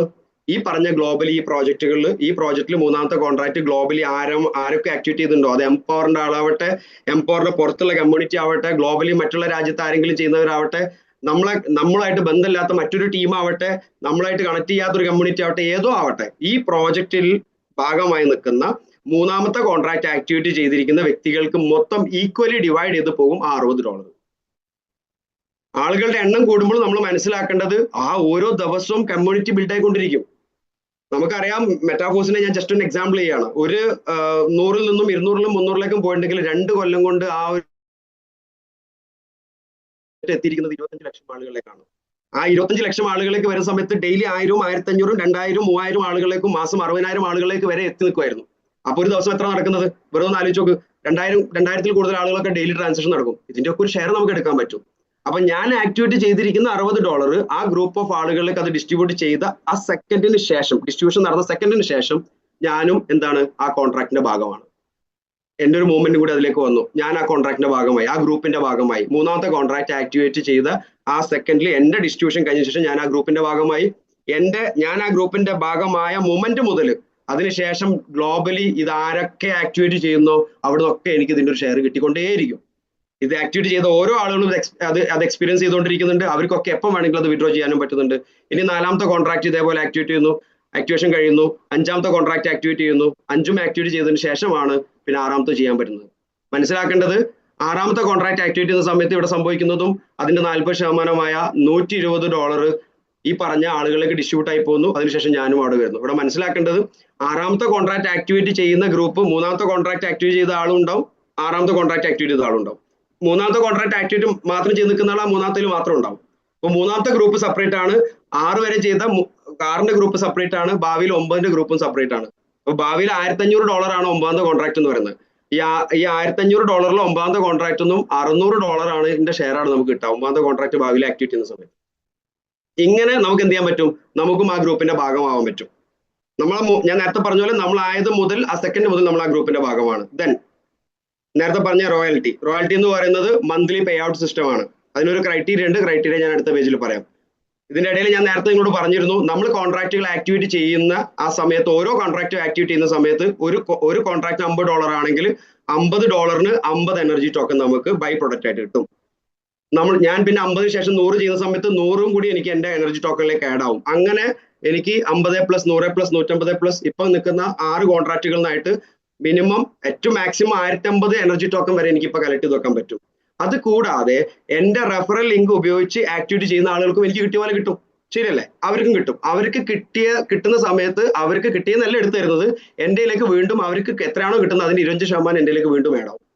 എന്ന് പറഞ്ഞാൽ എനിക്കൊരു 1050 മാത്രമല്ല, ഞാൻ കാരണം ഈ കമ്മ്യൂണിറ്റിന്റെ ഭാഗമായി ഈ പ്രോജക്റ്റിന്റെ ഭാഗമായി കോൺഫോജിന്റെ ഫസ്റ്റ് പ്രോഗ്രാമായ ഫോജ് റേസിന്റെ കോൺട്രാക്റ്റുകൾ ആക്ടിവേറ്റ് ചെയ്ത സമയത്ത് അവർ ആക്ടിവേറ്റ് ചെയ്ത വാല്യൂന് അവർക്ക് കിട്ടുന്ന സമയത്ത് എനിക്കൊരു 25% എന്റെയിലേക്ക് ഇടാം. അങ്ങനെ എനിക്ക് അക്യുമുലേറ്റ് ചെയ്ത് മാക്സിമം എനർജി ടോക്കൺ എടുക്കാൻ പറ്റുന്ന ഒരു ഓപ്പർച്യൂണിറ്റി ആണ് ഇതിന്റെ ഈ by product energy token collect ചെയ്യാന്ന് പറയുന്നത്. ഈ എനർജി ടോക്കന് നമുക്ക് ഭാവിയിൽ എന്ത് ചെയ്യാൻ പറ്റും, ഈ ഒരു പ്രോജക്റ്റിന്റെ ക്രിപ്റ്റോ വരുന്ന സമയത്ത് ആ ക്രിപ്റ്റോ ഒന്നും എയർ ഡ്രോപ്പ് ആയിട്ട് നമുക്ക് എത്ര ക്വാണ്ടിറ്റി ഓഫ് എനർജി ടോക്കൺ നമ്മൾ കളക്ട് ചെയ്ത് വെച്ചിരിക്കുന്നു, അത് 1000 ആവട്ടെ, വെറും 50 ആവട്ടെ, 5000 ആവട്ടെ, 10000 ആവട്ടെ, എത്ര ആയാലും അതിന് ഈക്വൽ ആയിട്ട് അത്രയും ഫ്രീ അവരുടെ കോയിൻ നമുക്ക് കിട്ടും. ആ കോയിനാണ് ഞാൻ നേരത്തെ പറഞ്ഞ $100 ലിസ്റ്റ് ചെയ്യാൻ ഓൾറെഡി നിലവിൽ പ്ലാൻ ഉണ്ട്. സെൻട്രലൈസ്ഡ് ആയിട്ടും ഡീസെൻട്രലൈസ്ഡ് എക്സ്ചേഞ്ചിലൊക്കെ ലിസ്റ്റ് ചെയ്യാൻ പ്ലാൻ ചെയ്തിരിക്കുന്ന ഒരു പ്രോഗ്രാമാണ്, ഡിസൈൻ ചെയ്തൊരു പ്രോഗ്രാമാണ്. സോ 2 രീതിയിൽ ബൈ പ്രോഡക്റ്റ് നമുക്ക് കളക്ട് ചെയ്യാൻ പറ്റും. നമ്മൾ ആക്ടിവേറ്റ് ചെയ്യുന്ന കോൺട്രാക്റ്റുകൾ ഈക്വൽ ആയിട്ടും നമ്മളെ റെഫർ ലിങ്ക് ഉപയോഗിച്ച് ആര് ആക്ടിവേറ്റ് ചെയ്യുമ്പോഴും നമുക്ക് അതുപോലെ കിട്ടും. ദെൻ റോയാലിറ്റി എങ്ങനെയാണ് ഫംഗ്ഷൻ ആവുന്നത്? ഞാൻ പറഞ്ഞു ഓൾറെഡി 6 കോൺട്രാക്ട് ആണ് ഇപ്പോൾ ലൈവായിട്ട് നിൽക്കുന്നത്. ഭാവിയിൽ 3 കോൺട്രാക്റ്റും കൂടി ലൈവ് ആവും. അങ്ങനെ 9 കോൺട്രാക്ട് ലൈവായി കഴിഞ്ഞാൽ നമ്മൾ 9 കോൺട്രാക്ട് ആക്ടിവേറ്റ് ആക്കുന്നതോട് കൂടിയിട്ട് നമുക്ക് ഫസ്റ്റ് ബേസ് എലിജിബിലിറ്റി ആയി റോയാലിറ്റിയിൽ, അതിന് ജെനസിസ് എന്ന് പറയും. അതിനുശേഷം ഈ റോയാലിറ്റിയുടെ ഇൻകം കിട്ടണമെങ്കിൽ അതിന്റെ R1 ഏരിയ പയനീറിലേക്ക് കയറണം. പയനീറിലേക്ക് കയറണമെങ്കിൽ ഞാൻ നേരത്തെ പറഞ്ഞ പോലെ എത്ര പേരിലേക്ക് വേണമെങ്കിലും നമുക്ക് റെഫർ ചെയ്യാം. ആ റെഫർ ചെയ്യുന്ന ആളുകളിൽ നിന്നും ഒരു 5 പേരെങ്കിലും 9 കോൺട്രാക്ട് ആക്ടിവേറ്റ് ആയി കഴിഞ്ഞാൽ റോയാലിറ്റിയുടെ ടോട്ടൽ വാല്യൂന്റെ 20% ഒരു ഷെയർ പയനീറിൽ നിൽക്കുന്ന ആളുകൾക്കൊക്കെ അത് വീതിച്ചു കൊടുക്കും. എന്ന് പറഞ്ഞാൽ 100 രൂപയാണ് ഈ ടോട്ടൽ റോയാലിറ്റി ഫണ്ടെങ്കിൽ അതിൽ 20 രൂപ എടുത്തിട്ട് ഈ പയനീർ എന്ന് പറഞ്ഞ പൊസിഷനിൽ നിൽക്കുന്ന ആളുകൾക്ക് ഡിസ്ട്രിബ്യൂട്ട് ചെയ്ത് കൊടുക്കും. സോ അവിടെ അത് കിട്ടണമെങ്കിൽ എന്ത് ചെയ്യണം, നമ്മൾ 9 കോൺട്രാക്ട് ആക്റ്റീവ് ആയിരിക്കണം. നമ്മൾ റെഫർ ചെയ്ത് വന്ന് ആളുകളിൽ നിന്നും ഒരു 5 പേരെങ്കിലും, നമുക്ക് എത്ര പേരെങ്കിലും റെഫർ ചെയ്യാം, പക്ഷെ ഒരു 5 പേരെങ്കിലും അവർ 9 കോൺട്രാക്ട് ആക്റ്റീവ് ആവുന്നതോട് കൂട്ടി നമ്മൾ പയനീർ പൊസിഷനിലെത്തി നമുക്ക് 20% ഒരു ഷെയർ കിട്ടും. ഇനി അടുത്ത പൊസിഷൻ എന്ന് പറഞ്ഞാൽ R2 ആണ്, അത് വിഷണറി ആണ്. എന്ന് പറഞ്ഞാൽ നമ്മൾ 5 പേരെ 9 കോൺട്രാക്ട് ആക്ടിവേറ്റ് ആക്കിയ ആളുകളെ പയനീർ പൊസിഷനിലേക്ക് ആക്കി കഴിഞ്ഞാൽ നമ്മൾ വിഷണറി ആയി. എന്ന് പറഞ്ഞാൽ അവർക്ക് പയനീർ കിട്ടുമ്പോൾ നമ്മൾ വിഷണറി ആയി, നമുക്ക് 30% ഒരു ഷെയർ കിട്ടും. പിന്നെ ഇതിന്റെ ലാസ്റ്റ് പൊസിഷൻ എന്ന് പറഞ്ഞാൽ 50% ഒരു ഷെയർ കിട്ടുന്നത് ട്രയൽ ബ്ലേസർ ഏറ്റവും ലാസ്റ്റ് പൊസിഷൻ ആണ്, R3 എന്ന് പറയുന്നത്. ഈ ട്രയൽ ബ്ലേസർ കിട്ടണമെങ്കിൽ എന്ത് ചെയ്യണം, നമ്മൾ ആ 5 പേരെ വിഷണറി ആക്കിയാൽ മതി. നമ്മൾ 5 പേരെ പയനീർ ആക്കിയപ്പോൾ നമ്മൾ വിഷണറി ആയി. ആ 5 പേരെ വിഷണറി ആയി കഴിഞ്ഞാൽ നമ്മൾ എന്തായി, ട്രയൽ ബ്ലേസർ ആയി. ഏറ്റവും ടോപ്പിൽ 50% ഷെയർ കിട്ടുന്ന രീതിയിലാണ്, ആ രീതിയിൽ ഡിസൈൻ ചെയ്തിരിക്കുന്നതാണ്. എല്ലാ ജനുവരി 1 മുതൽ എല്ലാ മാസവും കിട്ടുന്ന രീതിയിൽ അവർ ഫണ്ട് അലോക്കേറ്റ് ചെയ്തുകൊണ്ടിരിക്കുകയാണ്. എന്താണ് വാല്യൂ, എത്രയാണ് ഡിസ്ട്രിബ്യൂഷൻ എന്നുള്ളത് ഇതുവരെ ഡിക്ലെയർ ചെയ്തിട്ടില്ല. പക്ഷെ ഒരു കാര്യം ഉറപ്പാണ്, അത് കട്ടാവാതെ കൃത്യമായിട്ട് എല്ലാ മാസവും 1-ാം തീയതി ഒരു വരുമാനം നമുക്ക് കിട്ടിക്കൊണ്ടിരിക്കും. ആ ഇടുന്ന എഫേർട്ടിന് നമുക്ക് ഓൾറെഡി ലക്ഷക്കണക്കിന് നമുക്ക് ഇൻകം കിട്ടിക്കൊണ്ടിരിക്കുന്നുണ്ട്. നമ്മൾ റെഫർ ചെയ്തതിന്റെ ഭാഗമായിട്ടും നമ്മൾ ലെവൽ ഇൻകം ആയിട്ടും നമുക്ക് ഗ്ലോബൽ ഷെയർ ഒക്കെ കിട്ടിക്കൊണ്ടിരിക്കുന്നുണ്ട്. ഇത് കൂടാതെ എനർജി ടോക്കൺ കിട്ടുന്നുണ്ട്, അതിന് പകരം നമുക്ക് അവരുടെ ഓൺ കോയിൻ കിട്ടുന്നുണ്ട്. ഇതെല്ലാം കഴിഞ്ഞിട്ട് നമുക്ക് എന്ത് കിട്ടുന്നുണ്ട്, റോയാലിറ്റി കിട്ടാനുള്ള കമ്മിറ്റ്മെന്റ് അവർ എടുക്കുകയും ചെയ്തിട്ടുണ്ട്. ദെൻ ഇതിന്റെ ഇൻകം സ്ട്രക്ചർ എന്താണ് നമുക്കറിയാം. 1 മുതൽ 3 വരെ കോൺട്രാക്ട് ആക്ടിവേറ്റ് ചെയ്യാൻ വേണ്ടി നമ്മൾ ചെലവാക്കുന്ന $300 ആണ്. എന്നാൽ അപ്രോക്സിമേറ്റ്ലി 27,300 രൂപയാണ്. അതിന്ന് ഒരു 5 പേരെ റെഫർ ചെയ്യുമ്പോഴത്തേക്ക് റെഫറൽ ഇൻകം മാത്രം നമുക്ക് $600 തിരിച്ചു കിട്ടും. റെഫറൽ ഇൻകം മാത്രം 40% $600 കിട്ടും. ദെൻ 5 ലെവലിൽ ഇൻകം കിട്ടാനുള്ള പൊട്ടൻഷ്യൽ എന്ന് പറയുന്നത് 42 ലക്ഷം രൂപയാണ്. 5 പേരിനും ലെവൽ ഇൻകം മാത്രം 42 ലക്ഷം കിട്ടുന്ന പൊട്ടൻഷ്യൽ ഉണ്ട്, ആ ഒരു 3 കോൺട്രാക്റ്റിലൂടെ മാത്രം. ദെൻ നമുക്കറിയാം ഗ്ലോബൽ ഷെയർ അൺലിമിറ്റഡ് ആണ് എന്ന് പറഞ്ഞാൽ ഒരു ഗ്ലോബൽ ഷെയറെങ്കിലും കിട്ടണമെങ്കിൽ നമ്മൾ മൂന്നാമത്തെ കോൺട്രാക്ട് ആക്റ്റീവ് ആയിരിക്കണം. ഇവിടെ 1 മുതൽ 3 വരെ കുറിച്ച് ഒരു എക്സാമ്പിളാണ് പറഞ്ഞിരിക്കുന്നത്. ആ മൂന്നാമത്തെ കോൺട്രാക്ട് ഒന്നും അൺലിമിറ്റഡ് ആയിട്ട് ഗ്ലോബൽ ആരെ ആക്ടിവിറ്റി ചെയ്യുന്ന സമയത്തും നമുക്ക് ഗ്ലോബൽ ഷെയർ കിട്ടും. പിന്നെ 1 മുതൽ 6 വരെയുള്ള കോൺട്രാക്ട് ആക്ടിവിറ്റി ആണെങ്കിൽ നമ്മൾ ചിലവാക്കുന്ന $1,050 ആണ്. 94,500 96,000 രൂപ ചിലവാക്കുന്നു. അതിന്ന് ലെവലിംഗം മാത്രം 1,89,000 കിട്ടും. അതിന്റെ റഫറൽ ഇൻകം മാത്രം 1,89,000 കിട്ടും. അതിന്റെ 5 ലെവലിൽ നിന്നുള്ള ഈ ജനറേഷൻ ഇൻകം മാത്രം ഈ പറഞ്ഞ 1,68,00,000 വരെ കിട്ടാനുള്ള പൊട്ടൻഷ്യൽ. പിന്നെ അൺലിമിറ്റഡ് ആയിട്ട് ഗ്ലോബൽ ഷെയർ എന്ന് ചോദിക്കാം. മൂന്നാമത്തെ ഗ്ലോബൽ ഷെയർ 3 എന്നുള്ള ഗ്ലോബൽ ഷെയർ കിട്ടും, 6 എന്നുള്ള ഗ്ലോബൽ ഷെയർ കിട്ടും. ഭാവിയിൽ 1 മുതൽ 9 വരെ ആക്ടിവിറ്റിക്കുള്ള പൊട്ടൻഷ്യൽ എന്ന് പറഞ്ഞാൽ 4,050 ടോട്ടൽ സ്പെൻഡ് ചെയ്യാനുള്ള ഓപ്പർച്യൂണിറ്റി എന്ന് പറഞ്ഞത്. ഏതാണ്ട് ഒരു 3.25 ലക്ഷം രൂപയുടെ അടുത്ത് നമ്മൾ സ്പെൻഡ് ചെയ്യലും 3,70,000 സ്പെൻഡ് ചെയ്യണം. അത് നമുക്ക് 5 വരെ റഫർ ചെയ്യുമ്പോൾ അവർ 9 കോൺട്രാക്ട് ആക്ടിവിറ്റി ചെയ്യുമ്പോൾ തന്നെ റഫറൽ ഇൻകം മാത്രം നമുക്ക് 7,29,000 കിട്ടും. പ്ലസ് ജനറേഷൻ ഇൻകം നമുക്ക് 5,90,00,000 വരെ കിട്ടാനുള്ള പൊട്ടൻഷ്യൽ ഉണ്ട്. ദെൻ ഗ്ലോബൽ ഷെയർ എന്ന് പറയുന്നത് 3ാമത്തെയും 6ാമത്തെയും 9ാമത്തെയും കോൺട്രാക്റ്റിൽ നിന്നും 3 കോൺട്രാക്റ്റുകളിൽ നിന്നും നമുക്ക് ഗ്ലോബൽ ഷെയർ കിട്ടും. ഇതിനൊരു സ്നാപ്ഷോട്ടും കൂടി പറഞ്ഞ് ഞാൻ അവസാനിപ്പിക്കാം. നമുക്ക് ഏർലി സ്റ്റേജിൽ കയറി നിൽക്കുക എന്നുള്ള വലിയൊരു അഡ്വാൻറ്റേജ് ആണ്. നമുക്ക് എപ്പോഴും അതൊരു വലിയൊരു ഓപ്പർച്യൂണിറ്റിയാണ്, വലിയൊരു ഭാഗ്യമാണ്. രണ്ടാമത്തത് മാസീവ് ആയിട്ടുള്ള ഗ്രോത്ത് പൊട്ടൻഷ്യൽ ഉള്ള ഒരു പ്രോഗ്രാമാണ്. പിന്നെ ഡീസെൻട്രലൈസ്ഡ് ആണ്. ഒരിക്കലും മാറ്റത്തിരുത്തുകൾ വരുത്താൻ പറ്റാത്ത രീതിയിൽ ഒരു ഷട്ട് ഡൗണും ഒരു മെയിൻ്റനൻസും ഇല്ലാത്ത രീതിയിൽ റൺ ചെയ്തുകൊണ്ടിരിക്കുന്ന പ്രോഗ്രാം. അത് ആ രീതിയിലുള്ള കമ്മിറ്റ്മെന്റ് ഉള്ള ഒരു പ്രോഗ്രാം. വളരെ ട്രാൻസ്പെറന്റ് ആണ്. ഫിനാൻഷ്യൽ ഫ്രീഡം നമുക്ക് നമ്മുടെ ചോയ്സ് അനുസരിച്ച് ബിൽഡ് ചെയ്യാൻ പറ്റും. നമുക്ക് എത്രയാണോ പണം, എത്രയാണോ ഫിനാൻഷ്യലി നമുക്ക് സ്ട്രോങ് ആവേണ്ട അത്ര വരെ നമുക്ക് ചെയ്യാൻ പറ്റും. ദെൻ ഓട്ടോമാറ്റിക് ആയിട്ടുള്ള പാസീവ് കിട്ടുന്ന രീതിയിൽ ഡിസൈൻ ചെയ്ത ഗ്ലോബൽ ഷെയർ ഇൻകം. അതൊന്നും കൂടാതെ റിസ്ക് ഫ്രീ ആണ്, ഒരു മാനിപ്പുലേഷനും ഇല്ല, വളരെ സ്ട്രോങ് ആയിട്ട് റൺ ചെയ്യുന്ന ഒരു പ്രോഗ്രാം. ഇതാണ് ക്വാൻഫോജിന്റെ ഒരു ആകെ തുക എന്ന് പറയുന്നത്. ബാക്കിയുള്ള പ്രോഗ്രാമുകളെല്ലാം വരാൻ കിടക്കുന്നതാണ്. ഇതൊരു തുടക്കം മാത്രമാണ്.